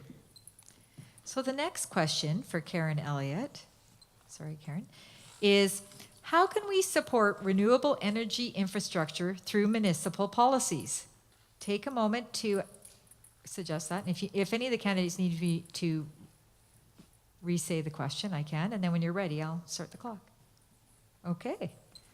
Over to you. I feel like Matt Blackman might have asked this question, but so look, there are some new models that we've been advocating for in BC that other provinces are using in ways that you can use your utility bill to fund solar panels or home improvements that improve efficiency, and then you pay that back over time. We don't have the provincial policy in place to do that yet, but that would be really fundamental to helping people do retrofits around their home and access these types of technologies to make their homes more efficient. So there is a growing movement by municipalities to try and make this happen. I think we can do that. The other thing we've done is change our zoning bylaws to make sure there's room for solar panels. And one of the things we need to consider going forward is shading of new developments and what happens to your neighbor if they put up solar panels. Thank you. Great, thank you. And under the 1 minute. Okay, this next question is for Jeff Cook, and take a moment to consider this. How will you work with multi-unit residents, stratas, property management companies to ensure eco-friendly upgrades and zero waste initiatives are included at those residences? You go one more time. Yeah, absolutely. It's a long one. How will you work with multi-unit residences, stratas, property management companies to ensure eco-friendly upgrades and zero waste initiatives are included at those residences? Consider it and let me know when you're ready. Okay. Yeah, it's a bit of a tricky one because you're dealing with someone's private homes. I mean, you can see how in a condo or a strata environment, how tough it is to even get people to agree to replace the shingles on their roofs when everyone's house is in danger of being flooded. So, you know, I can't say I really have the answer for this one. I think we have to, and this is the whole thing, I think, with a good mayor and council, you don't have to be the expert. You have to find the expert and listen to them and come up with a good policy. Mayor and council have never been experts in I don't think anyone comes in with an expert in property development, in architecture, in structural engineering. I think you have to find the experts, but be sensible enough to listen to good options, be out of the box in your thinking, and look for creative solutions. Thank you. Very concise, all these candidates. Thank you, everyone, I gave them a head briefing about 1 minute, and they're doing an excellent job. Sue Chappelle, what will you do to protect our biodiversity, land, water, and air? So the question is, what will you specifically do to protect our biodiversity, land, water, and air? I'll give you, are you ready? Yeah, absolutely. Thank you. I've been a huge advocate for natural asset management, and I've been learning a lot about natural asset management and actually including our natural assets as a part of our economy. So by mapping our natural assets and understanding the biodiversity of our community, you can actually learn how to, Gibson's was the first one that did this, but actually learning how to create economic accountability for your biodiversity and your assets. Natural asset management is a new term that's come to municipalities, and moving towards adopting strategies so that we are using accounting measures and economic measures to actually take into account our biodiversity and our natural assets, including our water and permeable surfaces and biodiversity as far as wildlife management as well. Thank you, Sue. So now we're going to hear from the council candidates, and I'll be renewing some of the questions because there's overlap. So I'm just going to start over and overlap then. I'm going to ask Mike Young to consider this. I'm starting from Y to A now. How will you work with multi-unit residences, stratas, property management companies to ensure eco-friendly upgrades and zero waste initiatives are included at those residents? Go there, and if people have other questions, bring them forward. Okay, what's going on here? Okay. And let me know when you're ready, and I'll start timing. Okay. Okay. I happen to have a property management company here in town, and we work with multifamily residences and strata councils and strata owners to do upgrades to their property. I think it would be a very difficult challenge to insist that strata owners incorporate eco-friendly products.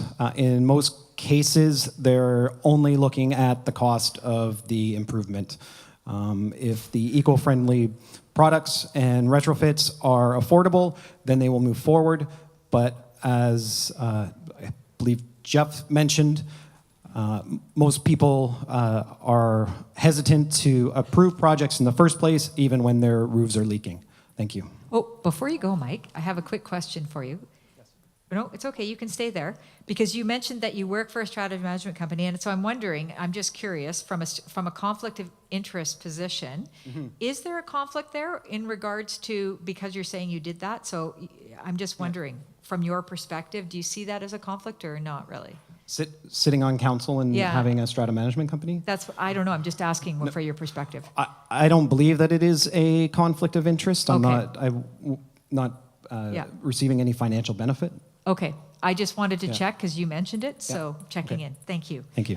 Okay, so now we're going to hear from Jenna Stoner, and I'm just picking randomly here. This one says, what environmental policies should be mandatory in 2040?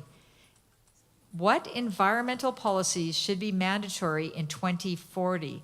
And I'm suspecting this person is referring to the District of Squamish, so I'm just going to ask you to kind of frame it that way, even though they didn't say that. It just says environmental policies in the future. So do you need me to read that again, or? One more time. What environmental policies should be mandatory in 2040? It's very broad. Environmental policy. It is a very broad question, but it's a good one.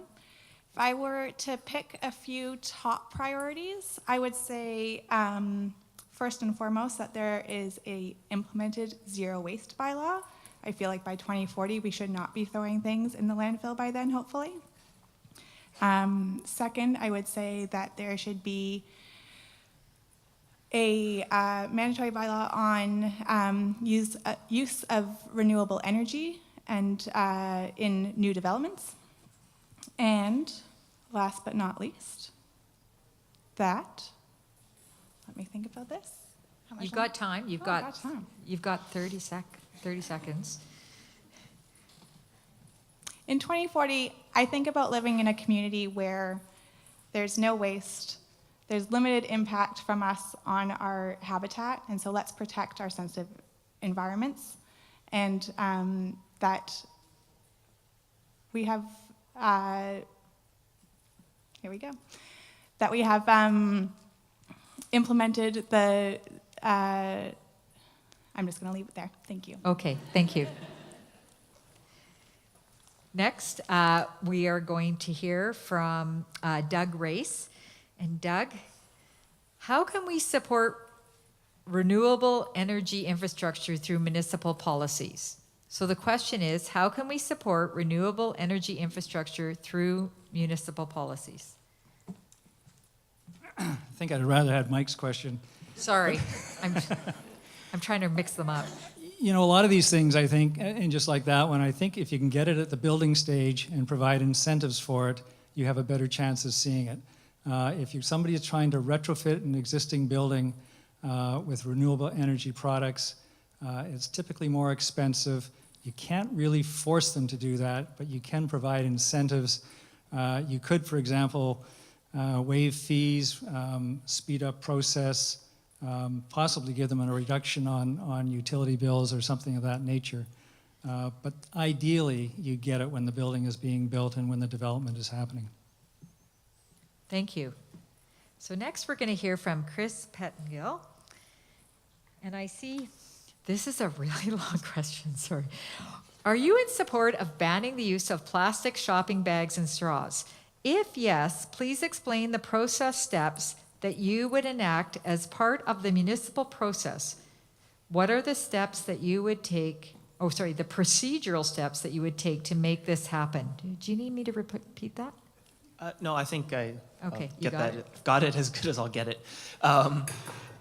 From my understanding, it would be pretty difficult just with their powers for the district to outright ban straws and plastic bags. I think where there might be an opportunity for the district, though, is by watching the waste that's coming in and charging by what they see in the waste. So I think that would, in the short term, would be the approach the district would have to take. And then I think in parallel with that, you can do the advocacy at the provincial level to ask for more powers to try and impose regulation at the source rather than dealing with it when it comes into the landfill.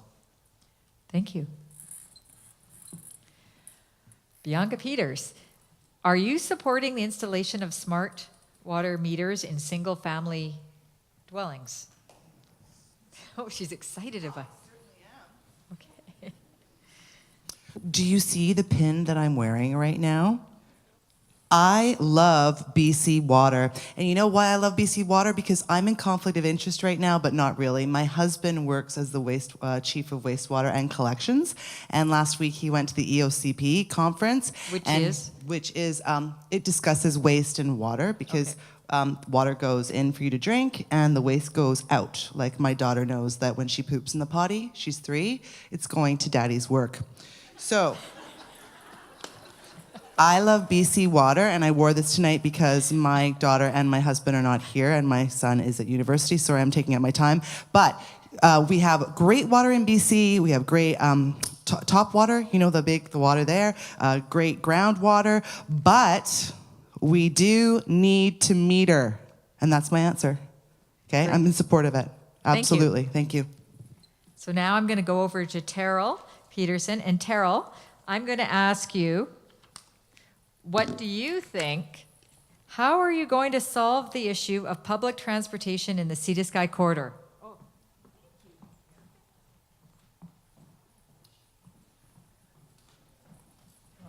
Thank you. I've had discussions with the MP, and they seem to think they have everything in hand. They're getting together with the various forms of government, and you probably will see some sort of transportation between North Vancouver and Whistler in the near future. It's the federal election next year. They're going to promise something, you know. Thank you, Terrell.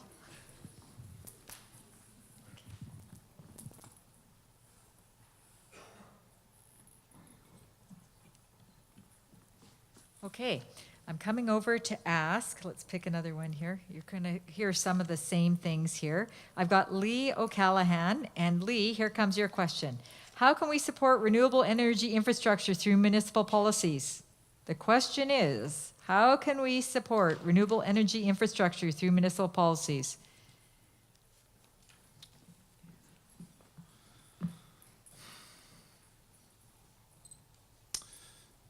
To go back to the electric charging stations, I think we're already doing it. That's great. Keep pushing on that. Implement that through single family. Have rebates available for people retrofitting. And I think once you get those charging stations in and people start driving electric cars, they're gonna be more adaptive, like that halo effect of getting like the Tesla Powerwall, and then you can go further and you could have incentives for solar power on the roofs to charge that power pack, which can power the house during peak times. I'm gonna leave it at that. Thank you. Okay, thank you. Jackie. I'm just doing this randomly. So what will you do to protect our biodiversity, land, water, air?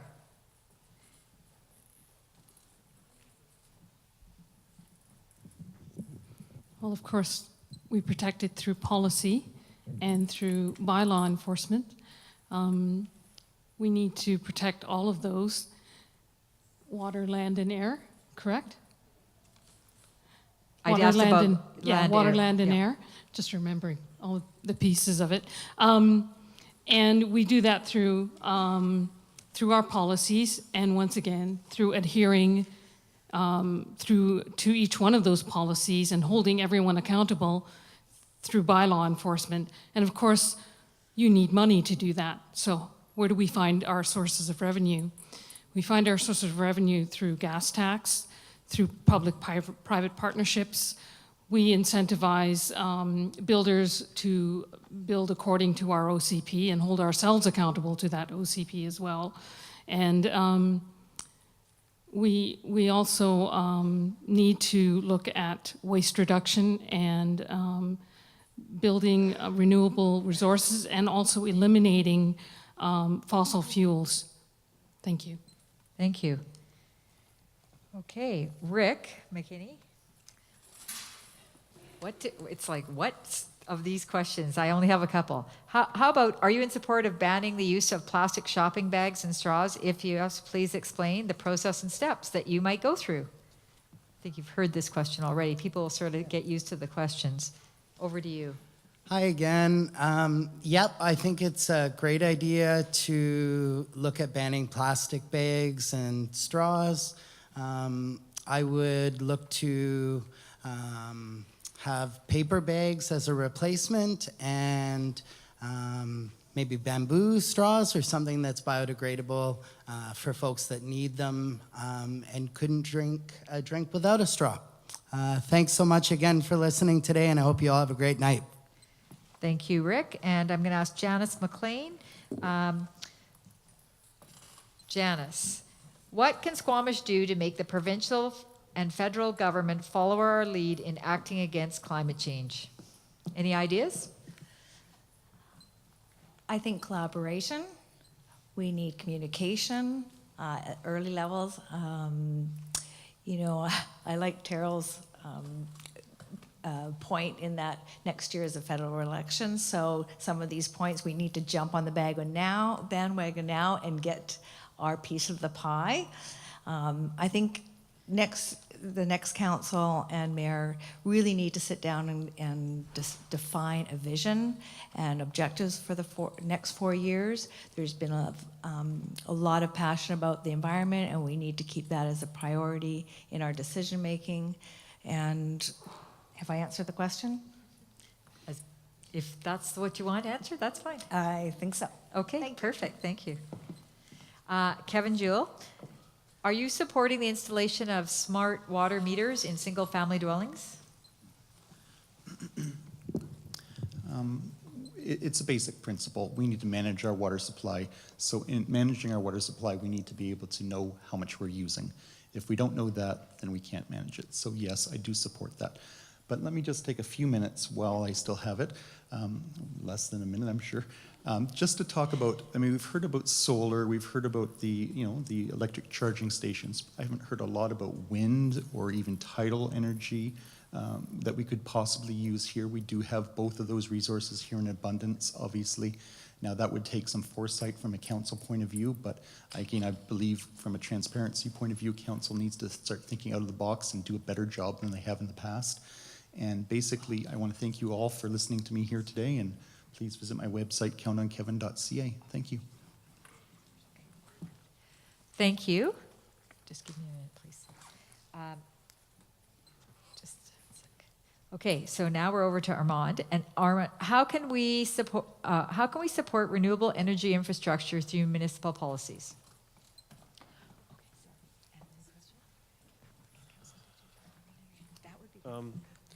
So as far as renewable energy infrastructure, earlier we were asked to speak about development, and as we're building and as we're being asked to approve projects is the time that we can put this in. So with the number of projects coming through the system, we can actually have effect with that, implementing those incentives early on in the process so that they get done in the projects and we have them. Getting people to retrofit is a trickier endeavor, but I think focusing on those new builds and raising our standards, and we can have a real impact. Thank you. Thank you, Armand. And now we're going to go to Rajan, and I actually thank you to the people who are giving me new questions.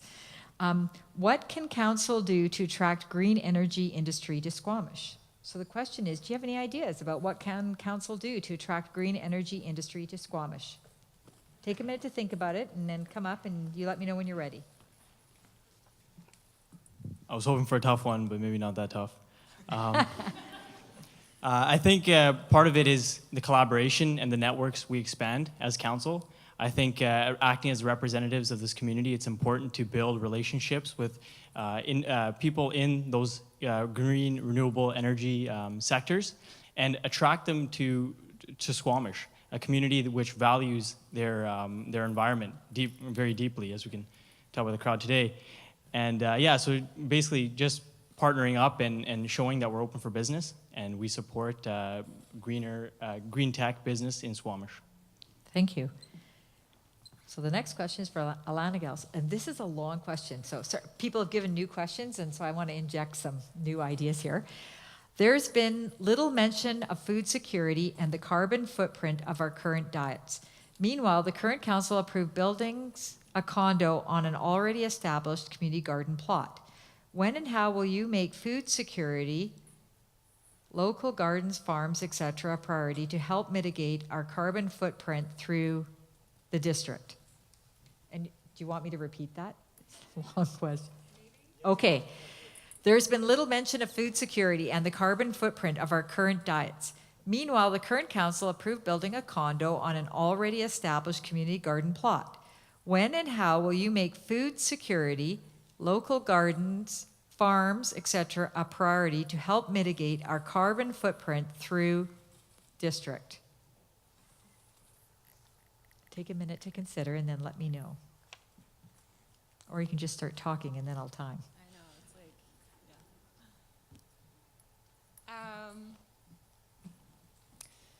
So I too was concerned when I saw that the community garden was basically, well, the one in downtown was going to have to be relocated. What I would love to see is future development, if it is going to be on a plot that is being used as a community garden, would be conditional upon finding another location for that garden. In terms of prioritizing food security, I mean, I think that is, I believe there is, I can't remember it right off the bat in terms of the OCP, but I believe there's some reference to it in the OCP. So absolutely, food security is a consideration for the community. In terms of when and how, it is a priority, and I think it's up to the next council to consider a strategic plan and how we're going to address all of the competing priorities that come before us. Thank you. Thank you, Elena. Stephen Fryer is next, and I've got some new questions. I'm quite excited. What you got? Here, I'm going to give you this one. Given that the construction of new developments is inevitable, what changes in building code do you see as effective in climate action? I'll repeat that. Hopefully you can answer it. Given that the construction of new developments is inevitable, what changes in building code do you see as effective climate action? The building code, from my understanding and my working knowledge of it, is quite large and ever evolving, given the liability concerns that come up with respect to buildings themselves. So usually and typically that building codes will evolve over time given different liability or litigious concerns that have come up with respect to the buildings themselves, but also with respect to the new codes and safety and such with respect. So when you're trying to implement, it wouldn't be codes that we are technically implementing from a local perspective. That is provincially looked after by various trades and by various people. So I think we would work probably, once we have that information that comes back from the province, we'd work with those people to ensure that there's obviously advocacy and education as to the new codes that are out there. Great, thank you, Stephen. John French. John, here's the next question. How are you going to improve cycling, walking infrastructure in Squamish? Do you want me to repeat that? I got it. You got her? Yeah. So first of all, let me thank you all for staying. You're the diehards. You're obviously the keenest of the keenest voters. Active transportation, definitely something that this council has been very effectively working on, and the initiatives brought in over the last 4 years, I certainly support all of them. Definitely a fan of some of the things that we've heard tonight around electric bikes and as far as our future development goes, being conscious of making sure that we've got sidewalks that are included in our development plans and bike lanes, and ensuring that our community amendment contributions from developers are fair and more significant than they have been in the past. Thanks, Catherine. Thank you, John. So next we have Sasha. Hello again. Hello. I'm just reading the question myself. Of course. Would there be a corresponding reduction in property taxes and utilities if water metering came to be? Or would we pay twice? What's your thoughts on that? I better repeat that. One more time, please. I know. Would there be a corresponding reduction in property taxes / utilities if watering metering came to be? Or would we pay twice? What's your perspective? So I mean, it depends on the water usage of each household, right? Some households will have an increase depending on how much they use, and some will have a decrease overall. It really is up to each individual person how much utilities they use. In terms of the property taxes, I can't speak to whether the utilities would affect the property taxes. I think those are two separate things. Again, it just comes down to the broad spectrum of the whole forum here tonight is how are each of us thinking globally and acting locally? What are you doing individually to affect the climate change around us? Thank you. Some of these questions are somewhat similar, so I apologize for that, but I'm just going to look. And so here's then another question. If you're on council, what do you think needs to happen to attract green energy industry to Squamish? Attracting green energy to Squamish, is that what the question? Yes. Just with the solar and the wind, we should be maybe having a wind farm out there. Solar power would be new buildings, make sure we give them incentives to put solar up, making sure everything's on using electric energy, not fossil fuels. I think that would be a big one. Okay, thank you. Ron Baum. I've got, just sort of trying to pick different ones here.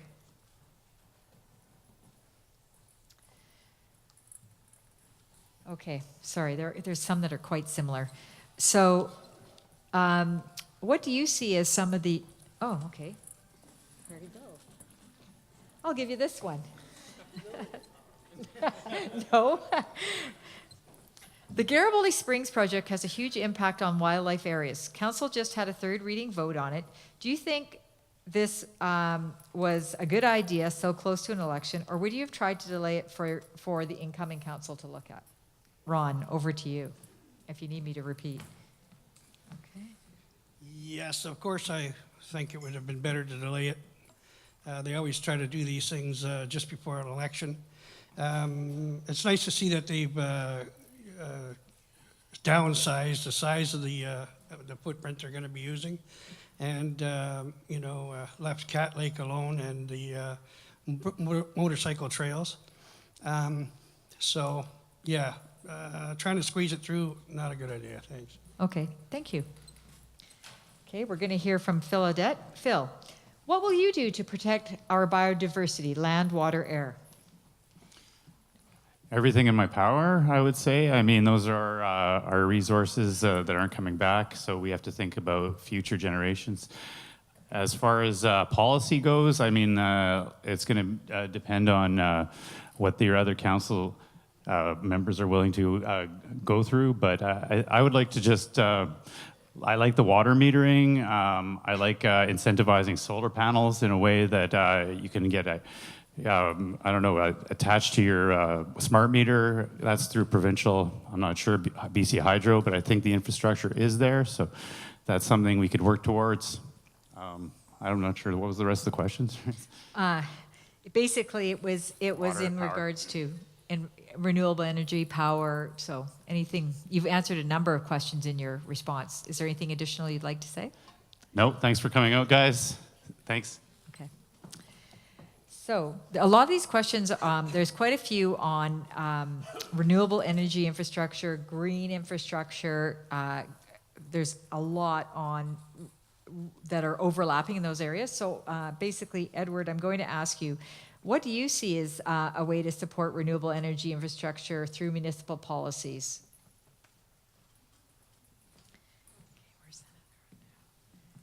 That was actually the question I wanted. So. No way, really? Not the one that Phil got. Lucky. I think there's a few ways in terms of the planning process and some policy and bylaws around building.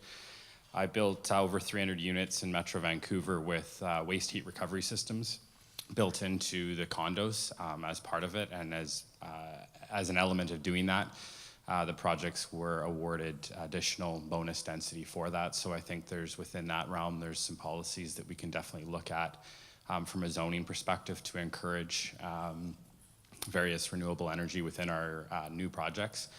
The district also owns 16 acres in the business park still, and as Matt Blockman and I were having dinner on Saturday, because I've been picking his brain a little bit, that was something that I thought we should be looking at, as making those 16 acres as a green energy park to encourage other manufacturing and green energy jobs coming to Squamish, whether it be a CLT plant or other elements in that realm. Thank you. Actually, before you sit down, because you said something that intrigued me. You said you built. So I'm wondering, are you saying that you basically have built things? And if that's the case, is there a conflict of interest from your perspective in any areas in which you build things and here? No. Okay. I made a post on social media a couple weeks ago in respect to that. I have one project that I'm doing in Squamish right now that's through approvals. I have one other project or one other property that I own that's in application right now, and if that one was to come up, I'd recuse myself. If I'm elected, I won't be doing any further work within the district of Squamish. The core of my business is in Metro Vancouver. Great, thank you for clarifying. Okay, next question, Eric Anderson. This one was dropped on me as well. This is a long question, so hang there. The 2007 Squamish Area Wildlife Management Plan is a 10-year plan. It's 11 years old. Are the stakeholders currently meeting to renew it, and what changes do you see as necessary to protect the estuary? Do you want me to repeat that, Eric? Because it's I'm fine, thank you. Oh, I wasn't aware that there was a time, 10-year period for that plan, but at any rate, our renewal of the Squamish Estuary Management Plan is at least 10 years out of date. It is more than a wildlife management area. The Squamish Estuary Management Plan is an integrated plan. And one of the failures we've had is that we've forgotten this. And when we got busy, after the estuary plan was signed off in 1999, we got busy on the wildlife management area component of it. And then we forgot about the rest, and we just put it aside and we walked away. So now we have all kinds of complicated changes, and things have evolved. The world has changed since 1999, and we haven't kept the mechanism going. We haven't kept that dialogue forum going. So we need to do more than renew and tighten up in certain respects the wildlife management area and its specifications for use of that area and access and so forth. But the whole works needs review. The world has changed since 1999.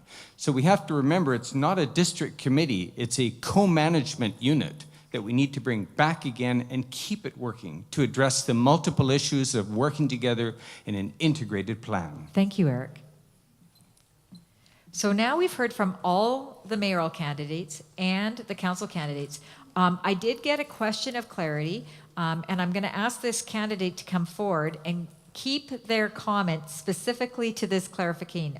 Jackie, somebody says here, they said they weren't sure when you said gas tax, did you mean Garibaldi and Squamish or gasoline tax? Can you come to the mic so that everybody can hear you? Because everybody doesn't have the same level of hearing.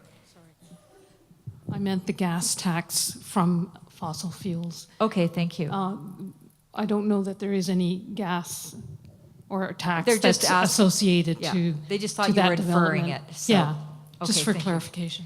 Thank you.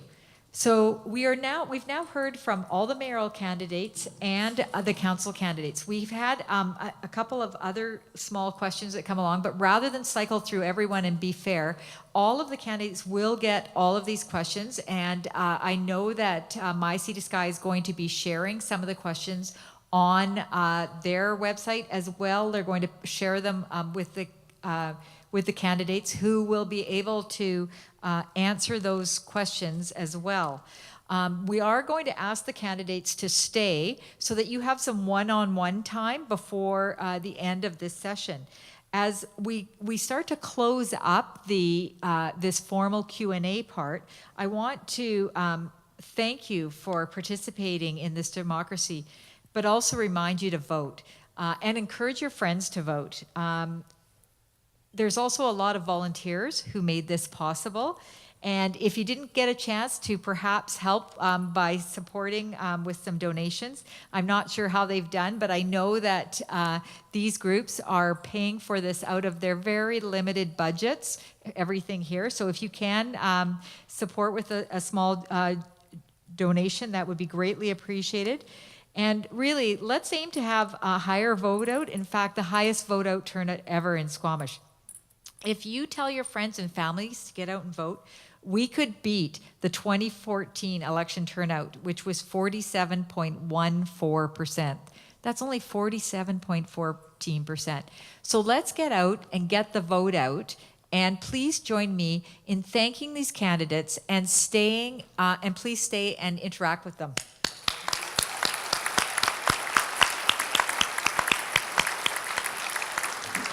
So this is the formal end of our session. So please come and mill and meet your candidates and ask them any questions that you would like. Thank you.